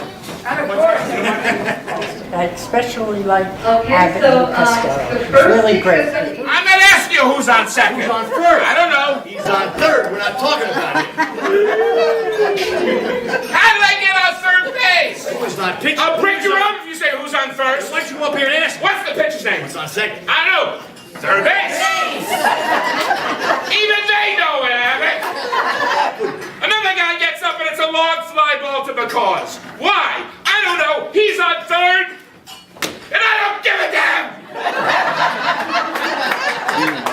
What was that? I don't give a damn. Oh, that's on shortstop.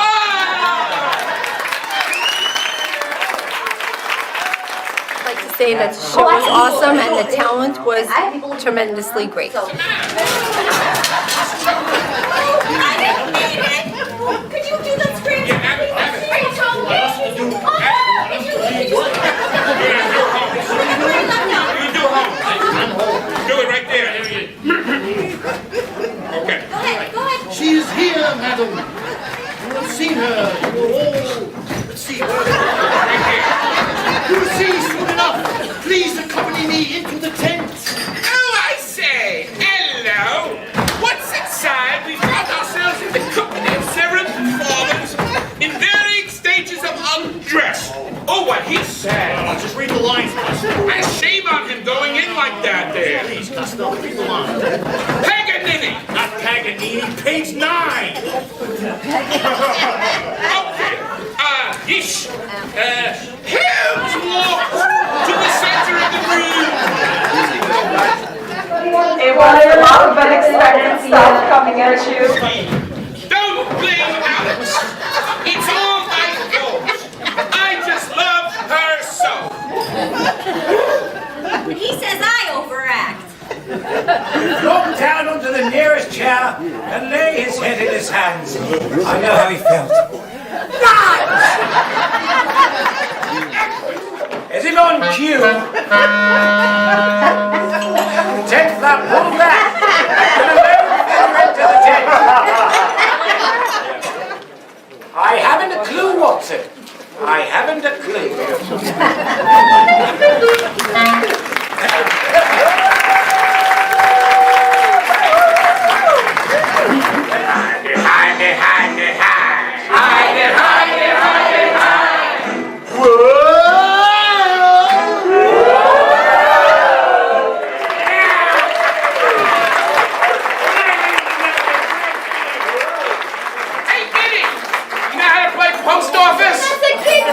Not the way I play it.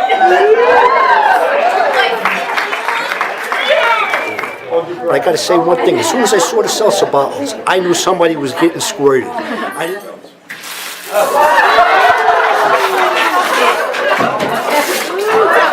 Here we go. Go home!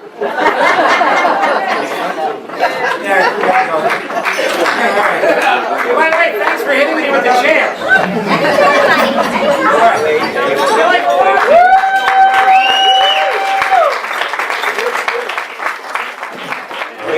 Great time at the show. Good job, you guys. We loved it. It was just really joyful. I enjoyed the show. You can't stop laughing. Yeah. Heidi, Heidi, Heidi, ho. It's really a fun piece, and I'm so glad I got a chance to see it. It was fantastic. The whole place was great. You guys put on a good show. Thank you very much.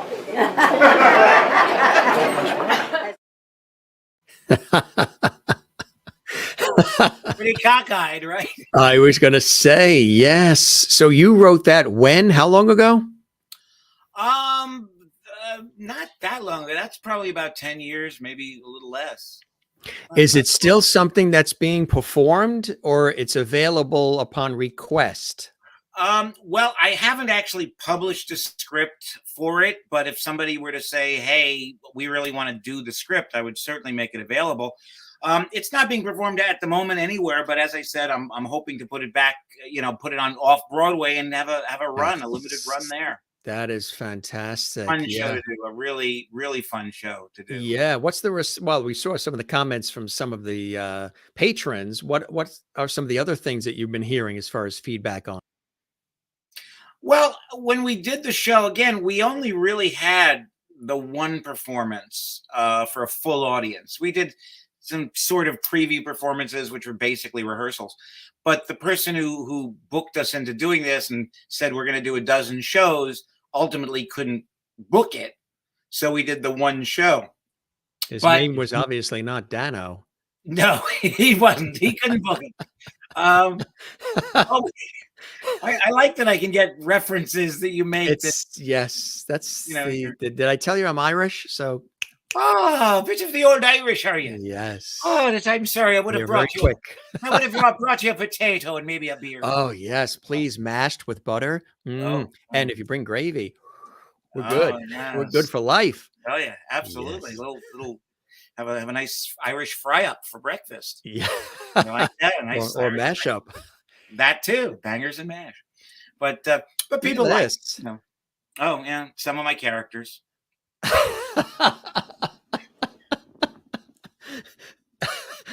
I like this. This is funny. You know what this reminds me of? Oh yeah, some of my characters. You said if we didn't show that, you were not coming on the show. It reminds me of the story when Frank Sinatra and Don Rickles were at this restaurant somewhere. I don't know if it was New York or LA. I mentioned this on the show once before. It's a funny story. And I guess Don had, gone over to see Frank while Frank was there, I believe with his wife, having dinner and eating the pasta and the meatballs and everything. and he sort of, whispered to him and said, "Hey, Frank, can you stop by my table?" This is before he was married, Don Rickles. And he goes, "Can you stop by the table and just give us a hello? I want to impress the girl that I'm with." So Frank goes, "Okay, all right, let me eat. Okay, let me get back to eating. All right, Don. All right." So when Frank Sinatra is all finished eating and everything is wrapped, they get ready to go. He breezes by Don Rickles' table with the lady with him that he's trying to impress. And he goes, "Good evening, Don. How are you?" And Don goes, "Hey, Frank, what are you doing? Can't you see we're eating here?" So that reminded me when I showed this, said, oh, that. Yeah. I use so many characters. I mean, I do Groucho. I love to do Groucho Marx. This is Groucho, Charlie Chaplin. And with the magic of computers, I was able Look to at all these characters you do. Yeah, I do a lot of characters. How many do you think you do? Oh, I think I counted the ones on this flyer at one point. It was like 30 or 40. A lot. Basically, I do a lot of characters that are popular characters, just generic Uncle Sam and Santa and stuff, but also really popular things from movies and TV. I do Hagrid. You're going to do Hagrid if you're going to do Harry Potter, so I do that and I do that when I'm stilts, so I'm real tall and big. But I also do custom characters. So all of the stuff that you see on the top of that flyer there are things that people said, we need to hire somebody to, look like the president of our company in 1906. Here's a photo. Can you do it? And you can see that's it's what I do. So characters for me are endless. Also voices, impersonations, accents. I do tons of accents. So that's Jest Master Wince. How long ago did you create him? In 1995. In 95. I can tell you exactly. Now, this costume is what I call my glitzy jester costume. This is the kind of costume that I wear for, bar mitzvahs and things like that. But the first costume that you showed is a little more Renaissance period accurate. And that I created this costume, this character for the New York Renaissance Fair up in Tuxedo. For years, I owned an attraction up there called the Jesters Academy. You can see it on the sign behind me there. So that was yours, yeah. So the Jesters Academy at the fair was mine, and the Jest Master's Foolery Shop. And we taught juggling, we taught magic. We had people. We had a snake charmer. Somebody holds a snake charmer. People took pictures with him and stuff. So but look at those boots, though. As long as you got that up there, look at those boots. I had those made by a craftsman up at the Renaissance Fair to match my costume. You can see it matches the colors and everything. It's amazing, right? I would never want to stand in front of you if you were ticked off at me. Yeah, it can be a problem, I'll tell you. But I think those are probably my favorite costume piece. I have about 500 costumes on hand. But those boots, I will probably be buried in those boots. Those boots are made for walking. As a matter of fact, that's a great idea. I think I'm going to have that put in my will, that I need to be buried in those boots. Here we go. Here with some film action. What's happening here? This was I guess an educational film that was done. It was supposed to introduce new people, new students in America to how things work around here. I believe, for instance, this was an Indian kid, an East Indian kid who was kind of surprised at the fact that everyone, pitched in and did chores and did things. He said, "Oh, we don't do that at home." So the kid in this said, "Well, this is how it works here, and you got to help us out." So I'm the dad. And I'm sitting and rapping with this kid and saying, "Well, you gotta help out and do your thing and do your thing." Yeah, that is cool. That's cool to be a part of that type of thing as well. Showing variety here. Look at this. Yes, they're great. Well, this character actually has a couple different names, but in general, the most popular character is Bramblethorn. You see, because the Harry Potter parties and things like that, you need to be a wizard with a name like that. But if you say Dumbledore, then people say, well, you're not wearing the exact costume and you don't look like Dumbledore. I'm like, yeah, which one? The first one or the second one? So I'm on my own character. But yes, the great wizard Bramblethorn. I've occasionally used it prior to Harry Potter, actually.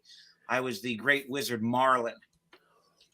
Yes, I'm the great wizard Marlin. I'm the better wizard, but my brother Merlin was the favorite,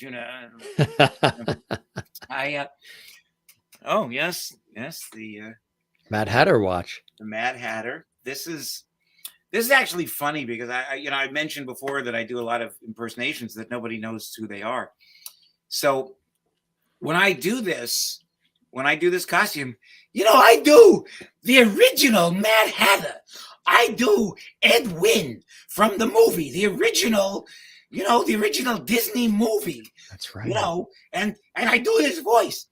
and I use this voice in my Wizard of Oz audio drama. And I was recording with a lovely actress named Danielle Menente, now Danielle Cornell, I believe she's married. And we were in the studio, and as I did that voice, she was like, that sounds really familiar. And I said, well, that's Ed Wynn. And she's, not registering. I said, well, the original, Alice in Wonderland. It wasn't registering. Said Uncle Albert in Mary Poppins. Oh, Uncle Albert. So, but like I said, if I can do a character to make it right, I'll do whatever I can do, It sounds just like Ed Wynn, your legendary actor. Absolutely. Actually, it's funny because when I did the Wizard of Oz thing, there are some voices that I pull directly from the film. I mean, you have to. You can't. You can't do the Cowardly Lion, without doing the actual the Bert Lahr voice, and in that thing I do that voice for the lion, but I also sing as him. And as I said, my friend Marvin was this amazing theater guy and knew everything about every film and everything ever made. And he listened to the recording. He said, "Where did you find this lost recording of Bert Lahr?" I said, "No, that's me." He said, "No, that's not you. That's Bert Lahr." And I said, "No, sorry, Marvin." So so I like making it. I like making them as real as possible. If you're gonna be, Dorothy, I'm just scared. What am I gonna do, Dorothy? If I'm gonna do it, I'm gonna do it to the best of my ability. What's Les saying right about now? Or is he still working on the cone? No, actually, Les, how you doing with that cone? Les is done with the cone. Oh my God! He ate it all. Oh, he's not going to eat that part, huh? Well, he might eat the cone, but you know what? That would make a cool hat. Hey, I'll do it. I'll do anything. Well, it kind of doesn't stay up too terribly well, but there we go. This doesn't make you a cone head, does it? It might. This is probably not fabulous for my image, but probably is my image. But the funny thing is, you do that with cones and lampshades. Exactly. He's available for parties, folks. I didn't realize this, because this is a prop. It's been used a lot. It's got in this cone is a pizza, an orange or something, a hamburger, a cucumber, a tomato, a hot dog, a banana, and is there a rabbit in there too? No rabbit, but I do see some rabbit pellets. So there probably was at some point. There was. It's amazing. Oh, it doubles as a bongo too, huh? Yeah, Babaloo, exactly. Babaloo. That is funny. You got some splaining to do, Lucy. That's right. Get some splaining to do. Me, promo shot is me as a magician. That's hey, that's me. That's me. that's me. And Okay, the funny thing about this particular shot, on the way to the and forum, it's probably the best magic shot I've ever had taken of me. This was actually on a cruise. I was on a cruise with my family. And they take all these pictures, and then they want you to buy a print, so they take the pictures for free. Oh, all day, the whole time, it's photos, photos, photos, and then you can go into the photography area, and you see them all there, and you're like, "All right, I'll take that one and that one," because you're on this, once in a lifetime situation, and Exactly. So I knew I'd be on the cruise, and I know they'd take photos every minute, so I brought those costume bits so that I could take the picture. And they took the picture, and it cost me whatever it was, $20 or something for at least. Yes. And, so I like that one. Ooh. That's cool. Okay. Yes. You want a story? Tell us about this one. You want a story? All right. I won't go into the story about how I got this bicycle and several others, actually. You asked us 3 times if you want the story, and you're not going to go into it? I'm going to go into it. I'm just not going to go in from the very abbreviated version, the condensed version. Well, I basically learned to ride this thing. Now, I had a couple other ones, and this is a small one. I had the full, really big ones, and my wife wouldn't let me ride it. She says, "Look, it's too dangerous, and you're going to get killed." I said, "Oh, it's fine." You have to up the life insurance policy. Right. Yeah. So I compromised, and I learned how to ride this one. Well, I, was riding this for events and parties and parades and whatnot. And then there was a period, literally like a whole year, where I didn't ride it at all. And I got booked to do a gig at a library, which was a centennial anniversary or something. And I had done it the year before, but they kept doing them. So this is a period piece? So this was a period piece, absolutely. And so it was appropriate for them for their centennial thing. So I was like, okay, I gotta brush up on this before I actually, do it. And the entire week prior to that event, it rained. So I couldn't get out. I couldn't practice riding. But me being me, I said, well, hey, it's like riding a bicycle, which it's not. It's a lot harder. So I was at this gig, and I did this, I was riding around in my costume, and people loved it. It was so fun. And I decided to be fancy. I decided to do a little trick, a little arabesque, and stand up on the thing, and rather than remembering that you have to stand on the little tiny metal pole that's sticking out at the bottom. You can't really see this picture. I did it the way you do it on a real bicycle, which is I stood up on the pedals. I just stopped and stood on the pedals. Now, the thing with a penny farthing bicycle, the reason this thing has that giant wheel is because when these things were invented in the 1800s, they didn't have chains and gears and all of that. So those pedals are attached directly to the wheel. That's why it had to be so big, because you had to get someplace. Yes. So there is no brakes on this thing. There is no way of controlling it other than literally you have to jump off of it to stop it. But like an idiot, and yes, I'll admit that freely now, like an idiot, I decided I'm going to do something funky, and I stood up on the pedals, forgetting for an instant that would completely short stop the vehicle, and I went flying. I was thrown off this thing. Was that buffoonery or tomfoolery? It was ouchery. I don't know what it was, but it's funny because I actually did respond the way they say. As soon as I stood up, I knew my mistake. And as soon as I felt myself launching, everything went into slow motion, like literally, like it does in a film, like literally like, But during that period, I had enough presence of mind to tuck and get my body properly so that when I hit the ground, I wouldn't break my head. Duck and roll. So I literally was thrown like 20 or 30 feet through the air and Pole bang, vaulter, and he's a pole vaulter you too. know, right onto the onto the cement there, and that was a big one. And I broke my ribs, screwed up my arm, screwed up my leg, you know. So that's one of those. Did weird... you twist your Parsippany? No, I didn't. As a matter of fact. But it's funny, you know, it's funny because when something like that happens, people run over to you. Are you okay? And the first thing they want to do is try to lift you up. It's like, no, yeah, right, exactly. Go touch. Everything is. That same thing happened. I was working years ago at the Showboat Casino. I was on stilts, and I was, you know, wandering through the hallways and entertaining people. And you went through this one section of hallway that was dark. There was very little light, and they had marble floors, and somebody had spilled water all over the floor, which you couldn't see at all. So I went down, and again, having experience and having done slapstick and movie stunts and things, I knew how to protect myself. But you know, people run over, and the first thing they start lifting you up. Stand up, stand up. Like, A, I'm on stilts. B, I could have a broken back, but they didn't care.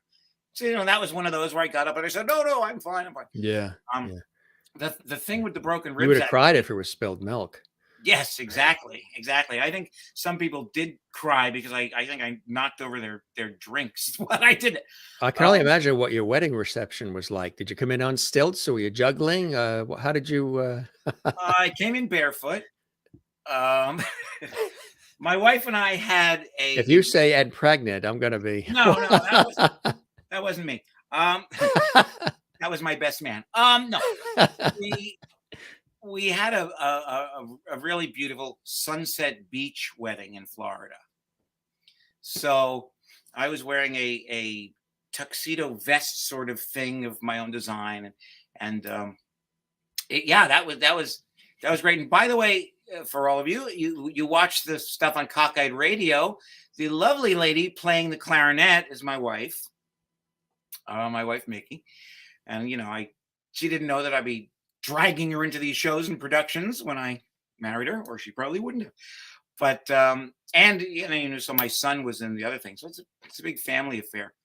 But and did you sing "Hey Mickey"? Hey Mickey. I almost did. I was very tempted, but I managed not to. But one of the funny things is that we did a very non-traditional wedding. Mm-hmm. We took stuff from all different cultures, and even not real ones. I mean, we took things from TV shows, science fiction shows, and whatnot. So we took a custom. It's an Italian custom, where after the wedding, you're at the reception, and you take a piece of carpet and you lay it down on the floor, and then the bride and the groom are off a ways, and it's a race, and whoever gets to the piece of carpet first is the head of the family. They're the ones who are going to rule the roost. So I said, okay, here we go. And we're standing there and we're ready. I'm like, okay, here we go. And it's, 1, 2, 3. And she runs. And I just stood up and went, I'm not even trying. I know how it works. So even at my own wedding, we were entertaining. You were entertaining. Do whatever we can do to entertain. Just one more comment on the thing. When I broke my ribs, that thing, I literally, the term trooper, being a trooper. Yes. I sat in my car for about 15 minutes trying to just be able to breathe again. And then I got up on stilts and walked around for another 20 minutes. Entertaining. I literally had a half hour left of the gig. And after 15 minutes, I did go up to the client and the agent and go, okay, I'm done. I can't do this. You got a second wind? Yeah, I got some wind. I lost all of my wind when I hit the ground. So the wind beneath your wings. So that was a crazy one. Yeah, I've some pretty interesting injury and gig stories. Phantom. That was for a event apparently for Gorda. And I was the Phantom, and I sang songs, and I pulled this lady out of the audience and sang to her. And music of the night. Ooh. Alexander Hamilton. Hamilton, yes. They're the New York, what was it called? The New York, the World Stamp Exposition in I 2016. bet that didn't cost $2,000 a ticket to see that Hamilton. No, it didn't. But I was rife with jokes about that in my speech. So they were actually honoring a Hamilton 5-cent stamp that had been issued at some point. So they wanted Very cool. Hamilton. Yeah. So they're up on stage, and I came in, and in character, I went in and I thanked them, and then I did a big speech as Hamilton about New York, because this was, I guess, for a group of, I mean, it was at the convention. There was like 1,000 people in there, but or more. But a lot of them were visitors to New York because they come from wherever to lick stamps, apparently. And so I went out there and I did a whole speech about New York and some history and stuff. But, you know, they originally handed me something. They said, "Oh, read this." And I said, "Oh, no, I'm not reading that." And I rewrote it for them to put Since in you the like email. ice cream, did you take them all out to the ice cream shop for a lickety split? No, I did not. Had I thought of it at the time, I might have. You didn't think I was going to entertain you tonight, did you? No, I love this. It's great. I'm trying to keep up. You know, one of the funny things is when I did the Hamilton, though, I have no control. It just happens. I have love no that. control. They're of the same Ilk. the same. Whoever came up with the word ilk. I know. I love Ilk. that. Some ilk. I'm doing something of some ilk. I don't know what. But it's funny because when I did the Hamilton, I did. I don't remember exactly, but I did a slightly British accent because I would speak and it would be just a slight British lilt. And somebody came up to me afterwards and said, "I really enjoyed your Hamilton. I'm curious, why did you use a British accent?" And I said, "Well, if you notice, it wasn't really a British accent. It was a British leaning accent. There were elements, but it wasn't a full British accent because these were the founding fathers. They had just come off the boat from England. I mean, they probably all sounded like Brits, you know." And the guy said to me, he said, "I'm a historian." He said, and that was historically accurate and so well done. So I was like, "Yay!" You know, That's fantastic. so I love when things happen like that. When you say, what would make this character really sing? What would make this really be realistic? You know, and then having that kind of confirmation is Just ask Ben Franklin. Go to Philadelphia and ask Ben. Ben Franklin, same thing. A lot of the characters that I do, I develop because I get booked for them. So Hamilton, when I got the job they said, "Can you do Hamilton?" I said, "Of course." And they hung up and I said, "Oh God, I got to figure out Hamilton." And same thing with Ben Franklin. I got hired by a college to do something or other and created the Ben Franklin character. Did you tell everybody where all the great Philly cheesesteak places are? Exactly. And the funny thing is, if you look at this closely and you look at the last one, it's basically the same costume with different trimming. With different trimming. Different trimming. The tie is different, the shirt and the hat, but it's the same, you know, breeches and frock coat and stuff. Yeah, that's my Christmas lineup. You know, I like that. My Christmas lineup. In stores now. This is our Christmas collection, folks. Comes in all sizes. It's funny because, you know, I love doing all of these characters, and you know, and I have to say, I've been told a lot, and I think I agree that I'm a pretty good Santa. I'm not a real beard Santa. Have you been talking to your mirror again? No, but it's been talking to me. To you. So, yeah. You know, when I do Santa, you know, it's very friendly and ho ho ho. Sure. And, you know, it's very. And I like doing Santa, but it's funny because I do all these other characters, and I've done gigs where I'll do a whole magic show as Trinket the Toy Soldier, and then I leave, and then I come back, and they want, you know, Fezziwig, the purple one here, walking around, and then I leave, and I come back as Santa. You know, so there are days, and they don't recognize me. They really don't know me one to the other because I do such different characters. But there are some days that I'm like completely psychotic. I mean, I don't know who the hell I am or what I'm doing. Nice Jewish boy. I was going to say you'd be great as a Santa in the mall then. Yeah, well, exactly. No, I'm not going to sit in the mall and have kids fling things at me all day. I did it once as the Easter Bunny. That was an interesting thing. It was very interesting. I've done the Easter Bunny too, but I don't do covered costumes anymore. The big head Easter bunnies. Yeah. Things. Those things are hot. You're sweating in there. Yeah. Holy! I've paid my dues. That's what we give them, the millennials, to do. That's what we give the newbies to do. I've paid my dues. Halloween is big for me. I do a lot of characters. This is where all your true personalities come out, right? You let them loose. Pretty much. Well, if I can be Beetle guy and just kind of have fun, and you're talking to a dead guy, so what do I care what you think? That's probably my favorite. But Wolfie. Yeah, my name is Wolfie. How y'all doing? All righty, we're gonna go. Oh, I love it. I love Halloween. I can do all. I'm doing Frankenstein and all that stuff. And Dracula, of course, you have to do Dracula. You did Dracula, yes, that's right. Count Chocula. It was. Did you like Quisp or Quake? We had Quisp. I think I like Quisp better. He was the Martian one, wasn't he? The purple with the antenna with the saucers, because the sauce, the milk would sit in that little saucer. Right, I know. Yeah, no, I love those. We're talking cereals now, folks. Although I was traumatized. I was traumatized as a kid because I stepped on a box of them by mistake. And my mom said, now you're a serial killer. Sorry, I had to throw that in. That was horrendous. Hey, at this point, your listeners or your watchers are comatose. So what is this guy doing? Our lovities? Your lovities. Yeah, this is one of the best shows. Love John. Yeah, they're enjoying it. I love it. I love as you my too. special guest on the Jim Master Show Live. This is Magic Head. This is Magic Head. This is one of the probably dozen top hats I have in various colors.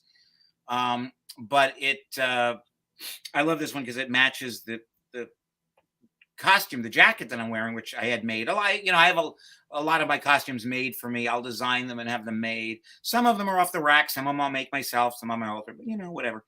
But yeah, this is me. This is when I have my, my beard. Now, here's a question for you. I bet you don't know the answer. What type of beard is that? Is that a goatee? No. Everyone calls it a goatee. Goatee would be first, usually when it's like... Traditionally, the goatee is just this. Not around the mouth. When you have this, it's a Van Dyke. Ah. See that? You just learned something. Your lovities just learned something. Yes. It's full of useless crap. Who taught you that? Carl Reiner? Probably. There he is on stilts. That's me on stilts. That's another one of my top hats. This is actually at that gig. I don't know if this is this same year or a different year, but this is the library where I broke myself on the thing. So, goodness gracious, John, is there anything you won't or can't do? You have quite an imagination. You're so creative.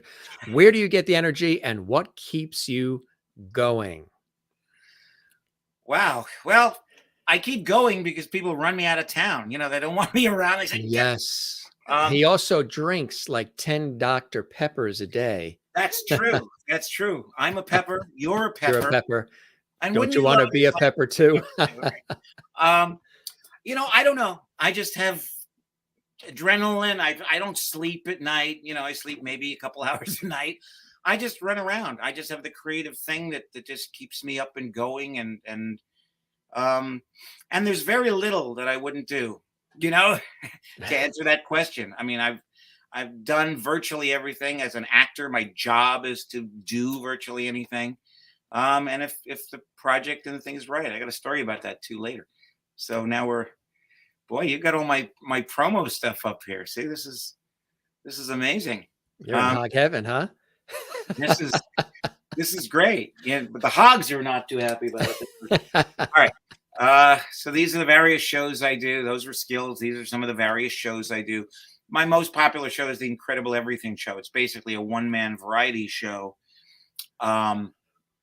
And I do magic, juggling, ventriloquism, comedy, singing, you know, all kinds of stuff in one show. Some of the more popular characters. I just did this flyer because this picture of me as Arble D. Blue Jay, that's my pirate character. And I did an event a week or two ago, and I handed somebody a camera, said, could you take a picture of me? And it turned out to be this really good picture.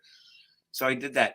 And it's funny, you know, and my character, mine is Arble D. Blue Jay. That's right. Arble D. Blue. It's horrible because when my dad took a first look at me when I was born, he said, oh, that's horrible. Yeah, and the D, you know what the D stands for? It stands for none of your damn business. That's what it stands for. Yeah. And the Blue Jay. None of the sparrow stuff. I'm a Blue Jay.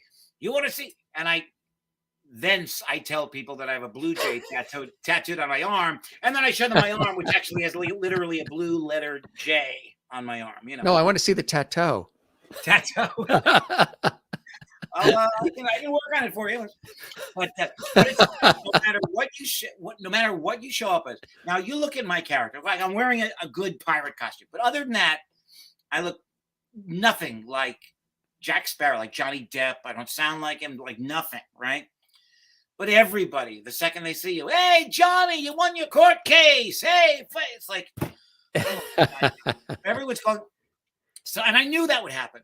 So the night before, I made sure to watch Pirates of Pirates of Penzance. Penzance, right? Yeah. Pirates of the Caribbean. Yeah. So that when people said, oh, Jack Sparrow, Jack. And look, I said, I'm not Jack Sparrow. I don't go in for that Sparrow. But if you want a Jack Sparrow top, I'm just the best pirate that's ever lived in the whole world. And so I threw in the little Jack Sparrow impersonation to get people off my back, basically. And then there's author, which we touched upon a little bit with the children's books, but quite a few here, huh? We did touch on that, and I'd like to touch it some more. Because as I don't let Les hear that. Now, I think he's had enough. No, he's in a sugar coma. I think he's sleeping. Yeah, the hell I am. Okay. Anyway, sometimes when we touch, I mentioned before that writing has become a real passion for me. And let's face it, I'm getting older.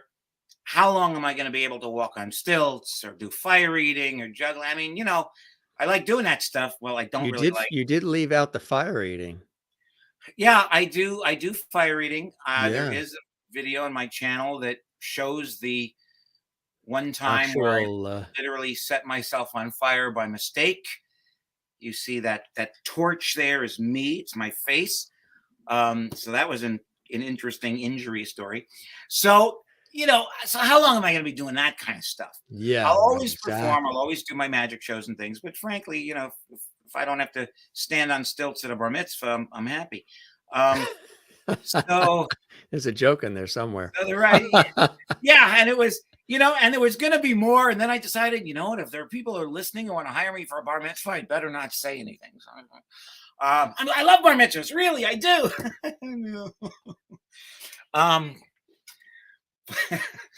But anyway, I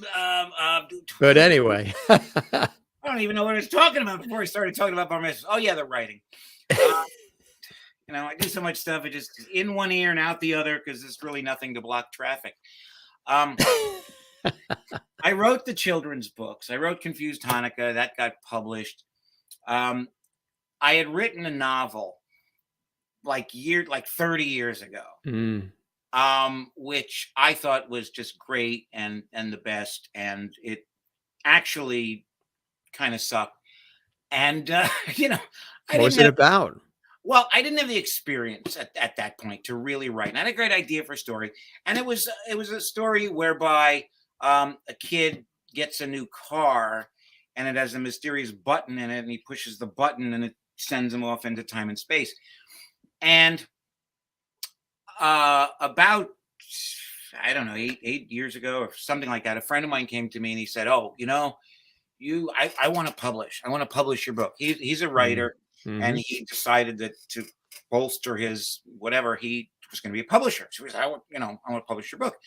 And I said, well, I'm halfway through writing the book that I really want out there. But I said, but I can go back and look at my other ones and revise it. So I went back and I took that original story that was called The Off-Road Package, and I took out the car and a lot of that stuff, and I made it modern. So now it's about a cell phone and an app and all of that. And basically, there we go. You got the cell phone. When did you learn to do that? On the Home Shopping Network? Absolutely. Hey, I know how to sell. But anyway, so that's the book. And one hand is in less, and the other hand has the book. I'll do anything I can to get people to see me. But it's what I call a rollicking galactic adventure. It's literally that these teenagers end up with this phone, this special phone, and they hit an app, and it takes them to like a intergalactic Club Med. Oh, intergalactic Club Med. It's wow. just this fun pleasure planet. It's a resort planet, and then of course things start happening, and the planet is under attack, and the kids come to the rescue, and they end up running things and saving the day and all of that. And it's a funny book. It's like it's been compared to Hitchhiker's Guide to the Galaxy. If you like Hitchhiker's Guide, it's been compared to Terry Pratchett's Discworld stuff. It's been compared to Ready Player One. So it's that kind of thing, and that's rare for a science fiction, for good science fiction to be humorous as well. I would imagine the hitchhikers probably give it a thumbs up. Oh yes, they do. As long as they have their towel with them, they're fine. So I did this. There's an audiobook that I did of this as well, which I produced and narrated and did the whole thing. And that's available. Of course, Jess Master. Yeah, of course. So the books are all available, of course, on Amazon and the audiobooks on Audible. Last year, approximately, this one, see, I know where my thing is. This one came out. Who Kidnapped Willoughby? I don't care if they see me. Remember that. Okay. Who Willoughby. Next stop, Willoughby. Exactly. Oh, you see? Twilight Zone. Yep. I'll tell you. I bet I can match you reference for reference. Could you imagine? Probably we're like two kids right now. I love this. Where do you live? Where are you broadcasting from? A secret underground location. I'll come visit you one of these days. Absolutely. I travel all over the place. Bring the mashed potatoes. Absolutely. Bangers and mash. I'll pack them up. I'm a good cook too, so I'll bring you some stuff. Do you like sushi? Well, you can leave the bangers. I'll just take the mash. I don't like the mash, just the mash. That's fine too, But the guy who published the original book published his book and then decided it was too much work and he didn't want to do it. So he publishes his own novels, and he puts one out every 17 minutes, and he's got this. I like to take a prolific writer. Yeah, I like to take time to write a good book and make sure it's. You like to make sure it's like fine wine. You want it to age. Exactly. Yeah. I want it to turn into fine wine, not vinegar. Right. No fermenting. Exactly. So this book is out now, the sequel, and I have been trying to do the audiobook. And I'll tell you a little story, which is kind of bizarre to me.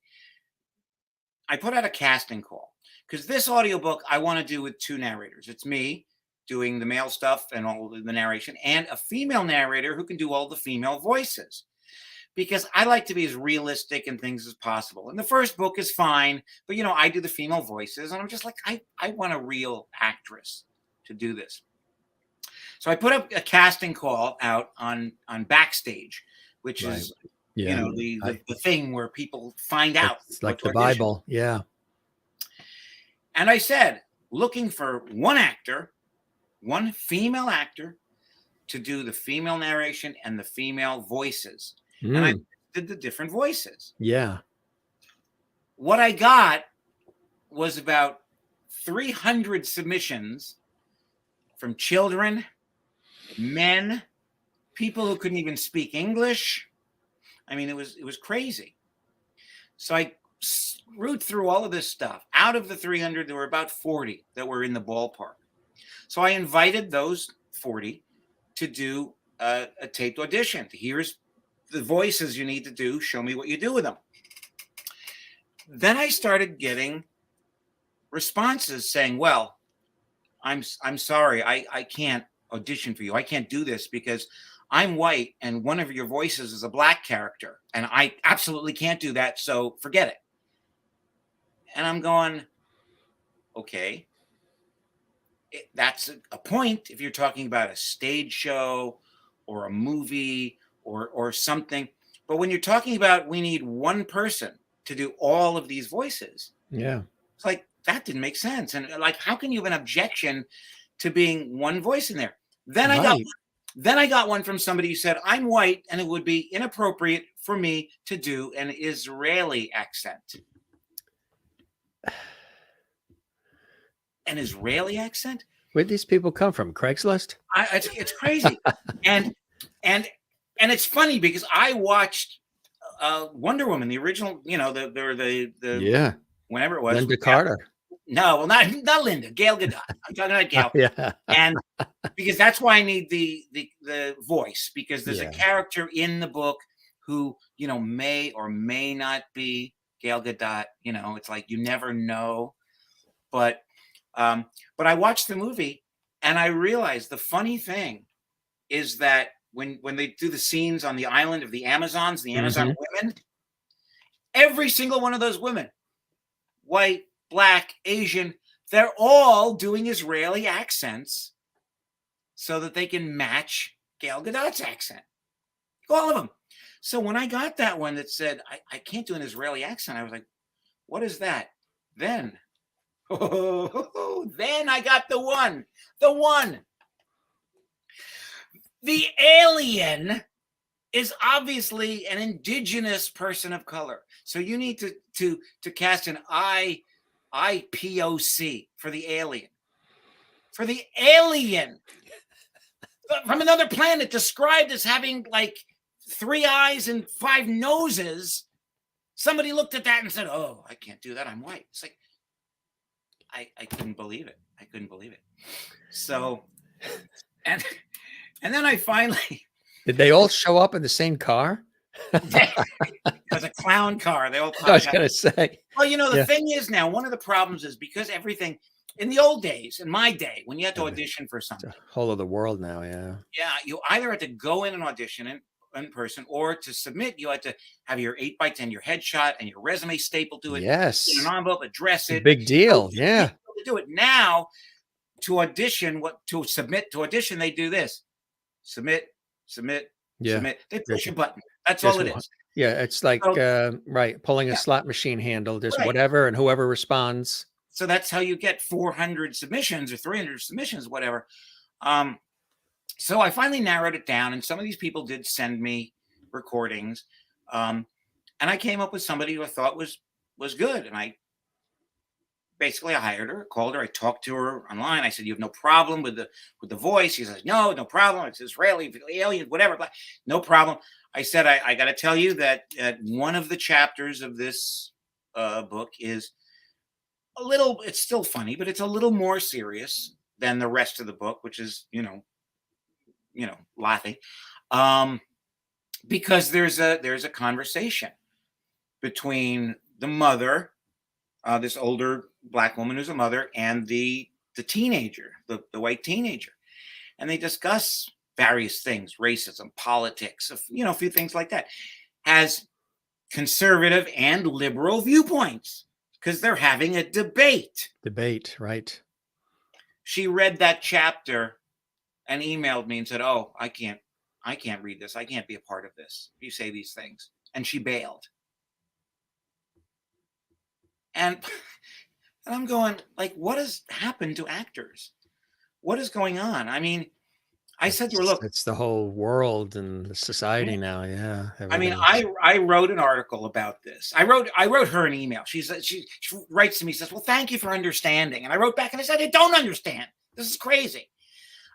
So I wrote her an email, and then I based an article on it. I do a kind of a series of articles called Jest Master Speaks, which are like these slice of life, tongue-in-cheek sort of things.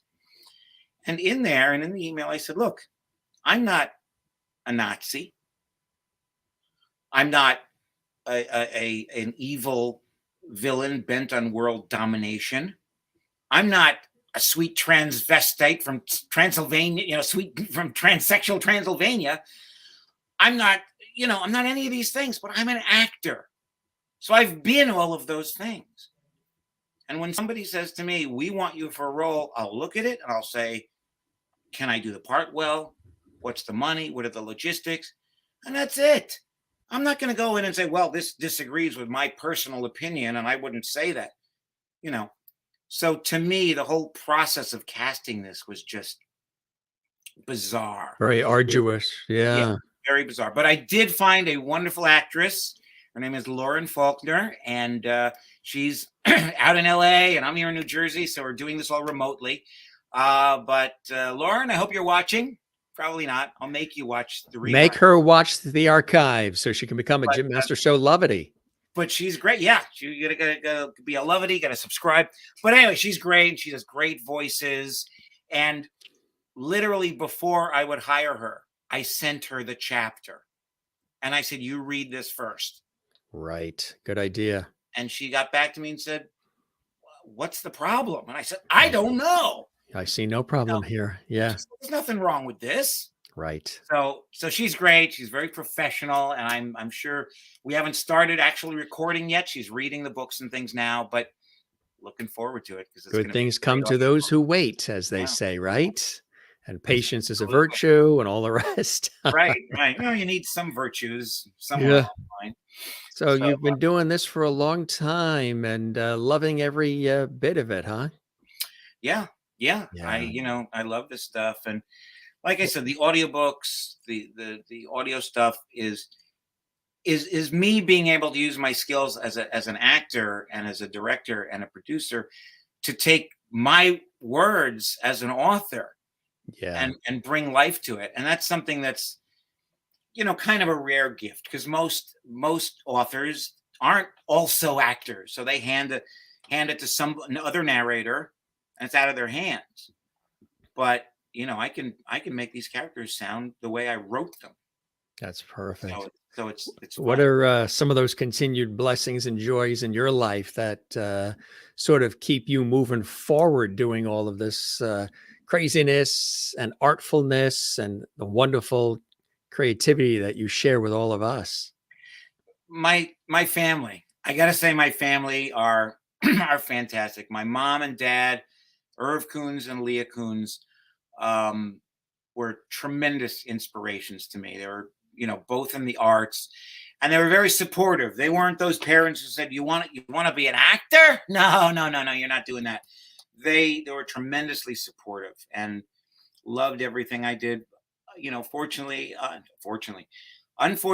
they are no longer with us. But in fact, today would have been my mom's 100th birthday. Really, today? Yeah, today she lived to 96. God bless her, huh? She got up there, and my dad lived to 95. So they're great. She's here in spirit. She's watching. Oh, absolutely, and I feel that every day, and that's one of the things that keeps me going. My mom and dad were so supportive of me and really nurturing, and as artists themselves, they understood. They weren't like, "Oh, get something to fall back on." They were like, "Okay, be a dentist. In your blood, you got to do it." Yeah. And my current family, my wife, my son.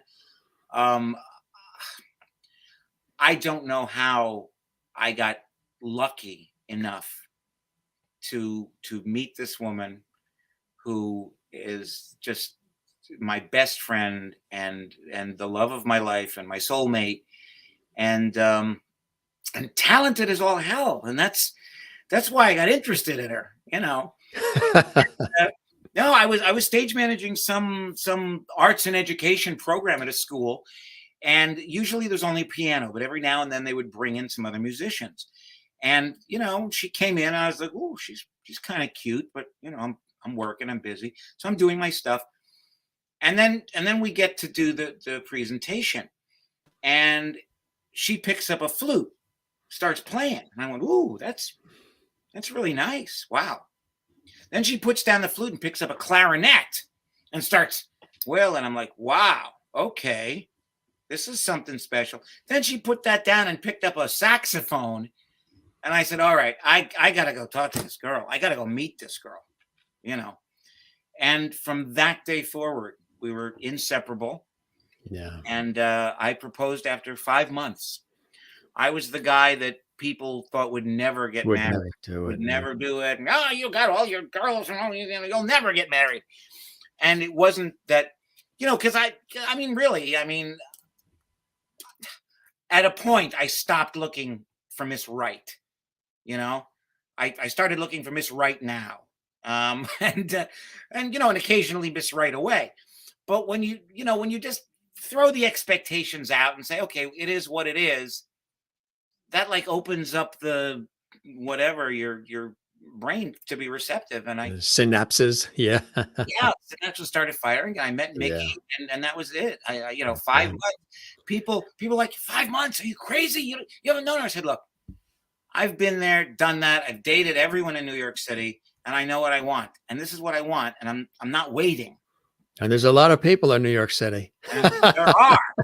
There are. If you ever need to get around the 5 boroughs and you need directions, just ask John. Just ask me. If you need to know anybody specific, I can tell you where to He find knows where all the White Castles are located. Yeah, exactly. And my son, Merlin Ryan, commonly known as Ryan, but his name is actually Merlin Ryan. You know, I had a lot to do with that. I'm not sure everyone else was thrilled, but I had a lot to do with that. Yeah. But he is now 15, and you know, so getting into his teenage years and his stuff and all. But again, he appreciates having parents and having a dad that does all this crazy stuff. Yeah. So they keep me going. I got to keep them entertained and keep them fed and clothed, and I just push on. Well, this was really fantastic, my friend. We chatted, would you believe it or not, for almost 2.5 hours. Oh my, wow. Every guest says it never feels like that because it just flows and, you know, we just roll with it. And it was really a pleasure. I hope the show met whatever expectations I had and you enjoyed the time with me as much as I have with you, John. Absolutely. It's been a delight being on your show. And I hope to come back again because we only went through some of the stuff I do. There's plenty of other stuff. You want some songs, some magic tricks? I'll show you my other books, you know. That's it. No, this is great. Can I put in one plug for myself though? You mean you haven't already? No, well, I was talking about the. Can I put in one plug for myself? You meant, you know, you did that great thing from Millennial Misadventures, which I really love. And as you know, YouTube is all about subscriptions and likes and all of that stuff. So I hope the whole world is now. Yes, exactly. So I hope that everyone will go onto YouTube and look for this logo, Goat Films. There's like 10 things called Goat Films. There's a lot of them. Look for that logo, and please like and subscribe. You can see the Millennial Misadventures, the full film, which is only about 24 minutes. About 24 minutes, yeah.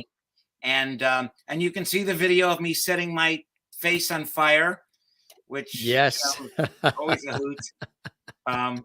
So you know, I'd love for you guys to look at that. What would be one thing you'd like to maybe say about our conversation, about the show, or about anything before we wrap this episode, my friend? Wow. Oh, there's just so much I could say. This has been wonderful. I think, you know, as a host, you are just, this far exceeds my expectations. You're humorous and witty, and you know what's going on, and you ask the right questions and stuff. So that's really been great for me. And to have a program like yours that puts on entertainers and writers and singers and all of this different stuff and puts it out there, I am definitely in your team now, on your group, part of the lovely squad. We love that. Yeah. Well, as my father has always said, whenever anybody says something kind or nice to you, ask them to please put it in writing and address it management. Yes. I will certainly do. But are you the management there? I mean, I was going to say, basically, in this case with this show, that would come right back here. Come to you. That Well, would come right to me. I will absolutely write you a letter of recommendation because obviously you need that from me. I was going to say, if you're ever down in the dumps, John, just stop by the Jim Masters Show live. Absolutely. No, the quicker picker upper. And I'm already a subscriber and so on. And I do, like I said, I hope to join you again at some point. Absolutely. Spread the word about our show, and we would love that. And thanks for spending all of this time with us. We all laughed. We all had a blast. We all had a really great time. And the world needs that, right? We all need some levity. I say, the show has a lot of light, love, and levity. And I spit out the word levity, but it really, and our friend June, of course, there you are, June. Great night. Thanks, June, for watching from Maryland as well. We all need levity. We all need to, I keep saying empathy, kindness, levity, and inspiration and collaboration is something that the world depends on to, have some harmony and to allow us to work through all the craziness of life. And we've been lacking some of all of that, but hopefully, little by little, we're getting back to it or reintroducing it. So whatever we're doing, I'm doing here and you're doing there. I think hopefully we're making a dent in that. And you're stopping by Levity Hall and the Jim Master Show Live certainly did that, my friend. Thanks for all of the time and the wit and wisdom. And my pleasure. And thank Les for me as well. I know he probably, after eating a cone that size, I'm sure he's sleeping soundly because I hear a little snoring. I hear that snoring again, right? Yeah. He's out like a light. Yeah, we don't want to disturb him. He was a riot tonight. We'll catch him on the next one. He and George Burns, I think they're going to go out on the road or something. They get along well. They'll hook up. Thanks for joining us, my friend. This was really a fantastic evening. And yes, I agree. A nice distraction. The singing nurse, Dawn. Oh, Denise, the singing nurse is here. You gotta have her on your show. Welcome to the Jim Master Show Live, the singing nurse. I love that. We'll have to have her on too. I love it. A nice distraction from the craziness of life. That's great. And this has been a hilarious conversation. Keep making us laugh. You truly have a gift. Keep spreading it. And you are very welcome. Thanks, Jim and John. Thank you, Dawn, for being with us here on the Jim Master Show Live. Entertainment, lifestyle, variety talk show series. That's a mouthful. You cover it all. That's it. All right, my friend, you take care. And your family probably thinks you were kidnapped. Yeah, no, well, my son is What is he doing down there? Is he talking to himself? I guarantee you he's like on the Xbox or doing something like this. And my wife actually is I think she's playing on Broadway tonight. Or maybe she's either playing Wicked or Lion King on Broadway, or she's playing Sister Act at Paper Mill Playhouse in New Jersey, which is a Broadway house in New Jersey. So she's out playing. So she'll have to listen to this all some other time. June says we should grab dinner in the city. Absolutely. Yes. Great. Absolutely. That's a definite, my friend. Do all these notes stay up somewhere? Can I read through these at some point, or do they just disappear? No, if you watch the show again, in the archives, these will come up in our. Yeah, these are our subscribers have the opportunity to chat in our live chat room during the course of our show. So something gift for our folks who go the extra mile and subscribe to the show. But you be well, my friend. 2 hours and 30 minutes. That was fantastic. Wow. Right on the nose, right to the, as we call it, to the bottom of the hour. Now we go to the news and weather. Well, thank you so much, Jim. I really appreciate it. Thank you, Jest Master from Jim Masters. And of all of the interviews I've ever done, I got to tell you, Jim, that this one is absolutely the most recent. So thanks very much. And don't worry, there's no copay. I'm sure it was very therapeutic for you and Les. Absolutely. And we will catch up again, my friend. Let's stay in touch, okay? That would be great. All right. You take care there in Jersey. We'll talk to you soon. You as well. Signing off from New Jersey. Signing off. Bulletins at once, film at 11. Portions recorded. Take care, John. Take care, Jim. Bye-bye now. Live and direct from the Garden State, as we promised. Jon Koons in the house. Did you guys enjoy? I think you did, by looking at the amount of people who have been commenting and laughing and enjoying. Actor, singer, ventriloquist, magician, entertainer. As I mentioned at the top of the show, if you missed anything with the show, you can see it again. It's saved. Matter of fact, another 700 episodes with extraordinary guests, conversation, entertainment, laughs, poignant moments, deep moments, just about everything are available for you on our YouTube channel. You can see this again. We can only fit those words on the graphic, but as you learned tonight, he does even more than what we have on the screen right now. Kind of like me. We're very kindred in that way. I wear a lot of different hats, as you guys know, and in the television and radio and stage and film world, and love it all. You really have to love it. He loves what he does. It's evident. It's obvious.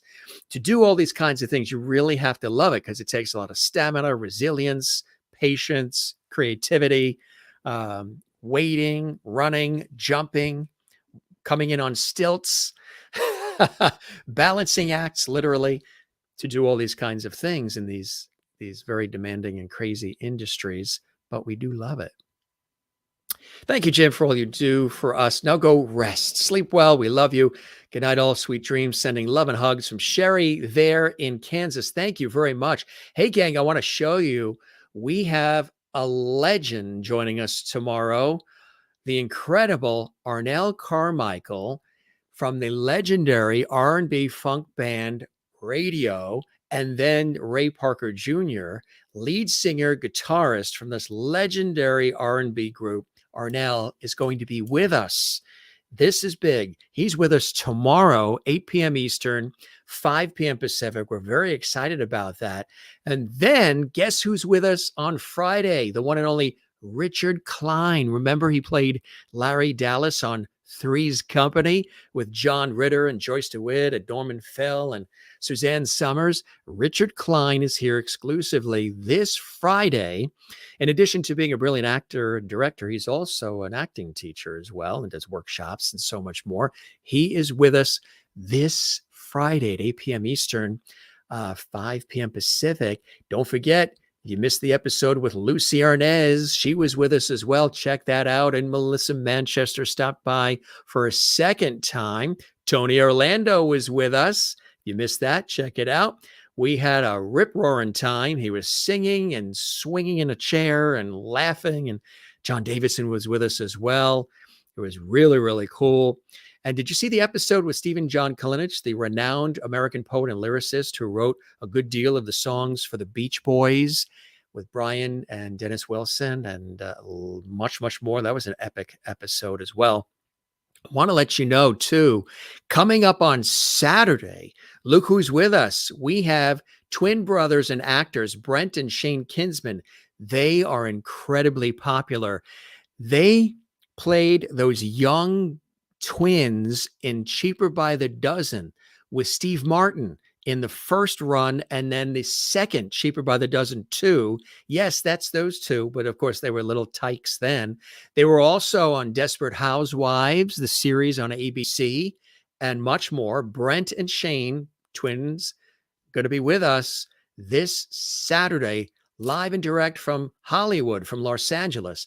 Again, if you saw us Cheaper by the Dozen with Steve Martin, if you saw the first one and you saw the second one, they were the twins in that movie. And also they were on Desperate Housewives as well. And then on Sunday, renowned psychic Gary L. Wimmer is going to be with us. Not only a psychic, medium, clairvoyant, healer, spiritualist, also a great singer, songwriter, and musician too, but known for his psychic capabilities. He is with us on Sunday at 8 p.m. Eastern, 5 p.m. Pacific. And now, if you're watching any of this 6 months from now, we have then already done all of these shows. this is old news, and you just go back in the archives and you watch them all. But that's going to be amazing. He's renowned, Gary. He'll be with us on Sunday, which we're very excited about. Coming up soon, too, Barbara Brighton's going to be with us live and direct from Las Vegas.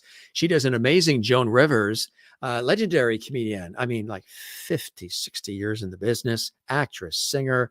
She's going to be with us as well. So we're looking forward to having her on. And again, you can check out all the episodes with the amazing guests we've had on the show. Patrick and John McEnroe. I mean, Marion Ross from Happy Days. The list goes on and on and on. Extraordinary people. Right here on the Jim Masters Show, live entertainment, lifestyle, variety talk show series, where we're bringing back the lost art of conversation. We thank John for joining us. It was really fantastic. Don't forget to subscribe to our YouTube channel, Jim Masters TV. Show it some levity. There's no cost to subscribe. Be sure and click the notification bell so you never miss any of our episodes as well of the Jim Masters Show live. And also, give us a like. Yeah, there's a little or a huge thumbs up icon right there on our YouTube channel on this episode and all the episodes. Give us a thumbs up and leave a comment on the YouTube channel as well. We know you guys love to chat and leave chat comments, but it really helps us when you leave a comment as well. And we really, really would appreciate that. So good stuff, good stuff. And Pam says we watch Desperate Housewives all the time. And of course, Cheaper by the Dozen with Steve Martin. So you're going to see the twins that were in both on our show on Saturday as well.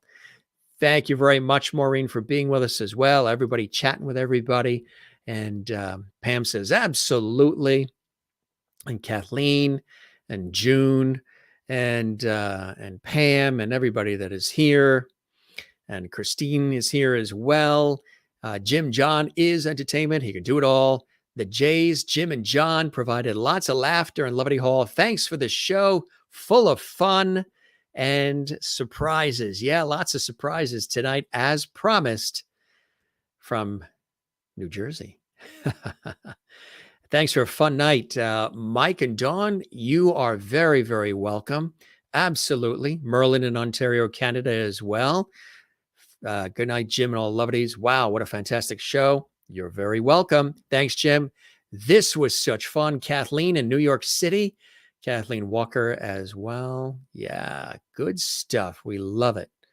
And thank you again for Sherry and everybody here that is watching. You guys are great. Thanks for it all the comments, all the participation, and all the levity. Thanks for all the comments on Twitter and Instagram and Facebook. You can find us at Jim Masters TV. And also our YouTube channel is Jim Masters TV as well.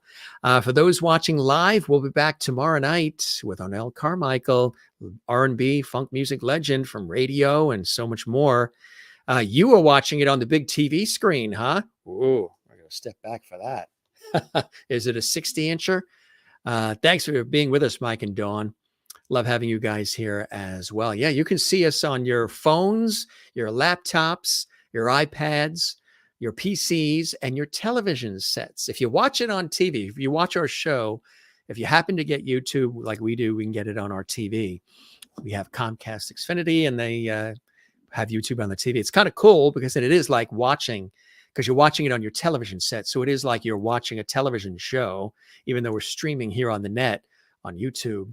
It is like watching it on a, like a television show you're watching. So, and that's kind of how we do it. We do this like a television series. We don't really do it like a podcast. We do this with some of those sensibilities of being like a TV show. The folks that are watching, interacting, they're like our studio audience from around the world. And we sort of do it like that. And, thank you very much for great show. So glad I caught at least the end live. Well, you can watch the whole thing. You can watch the whole thing right here on our YouTube channel. And big laughs and smiles. We love that. And big on the screen there on the TV. Gang, you're the best. Thanks for being with us. We love you all. This is Jim Masters. Now, we don't say goodbye around here. Remember what we do, or if this is your first time, we have a little bit of a ritual. Our goodbyes we don't do. So what we do is we say, see you later, ciao, cheers, sláinte, vida zane, hasta la vista, shalom, sayonara, all the rest, moi loop, which in African we know means walk well. And take it easy, see you later, and be well, love one another, take care of one another, and take care of yourself. Very, very important. And regardless of where you live and how much money you make and what your eye color is, gender, religious views, political views, zip code, or any of that, none of it matters. You're all welcome to join us here at Levity Hall in the Jim Masters Show live series. Good night, Jim and all. Excited for the show with Richard Klein, Larry from Three's Company. Levity hugs to you all. Yes. Big show tomorrow, big show Friday, big show Saturday, big show Sunday. As Ed Sullivan said, it's a big shoe. And thanks for joining us on the Jim Masters Show live, gang. We'll see you on the next one, okay? Be well, take care. And that's a wrap. Thanks for being with us. We love you all. Cheers.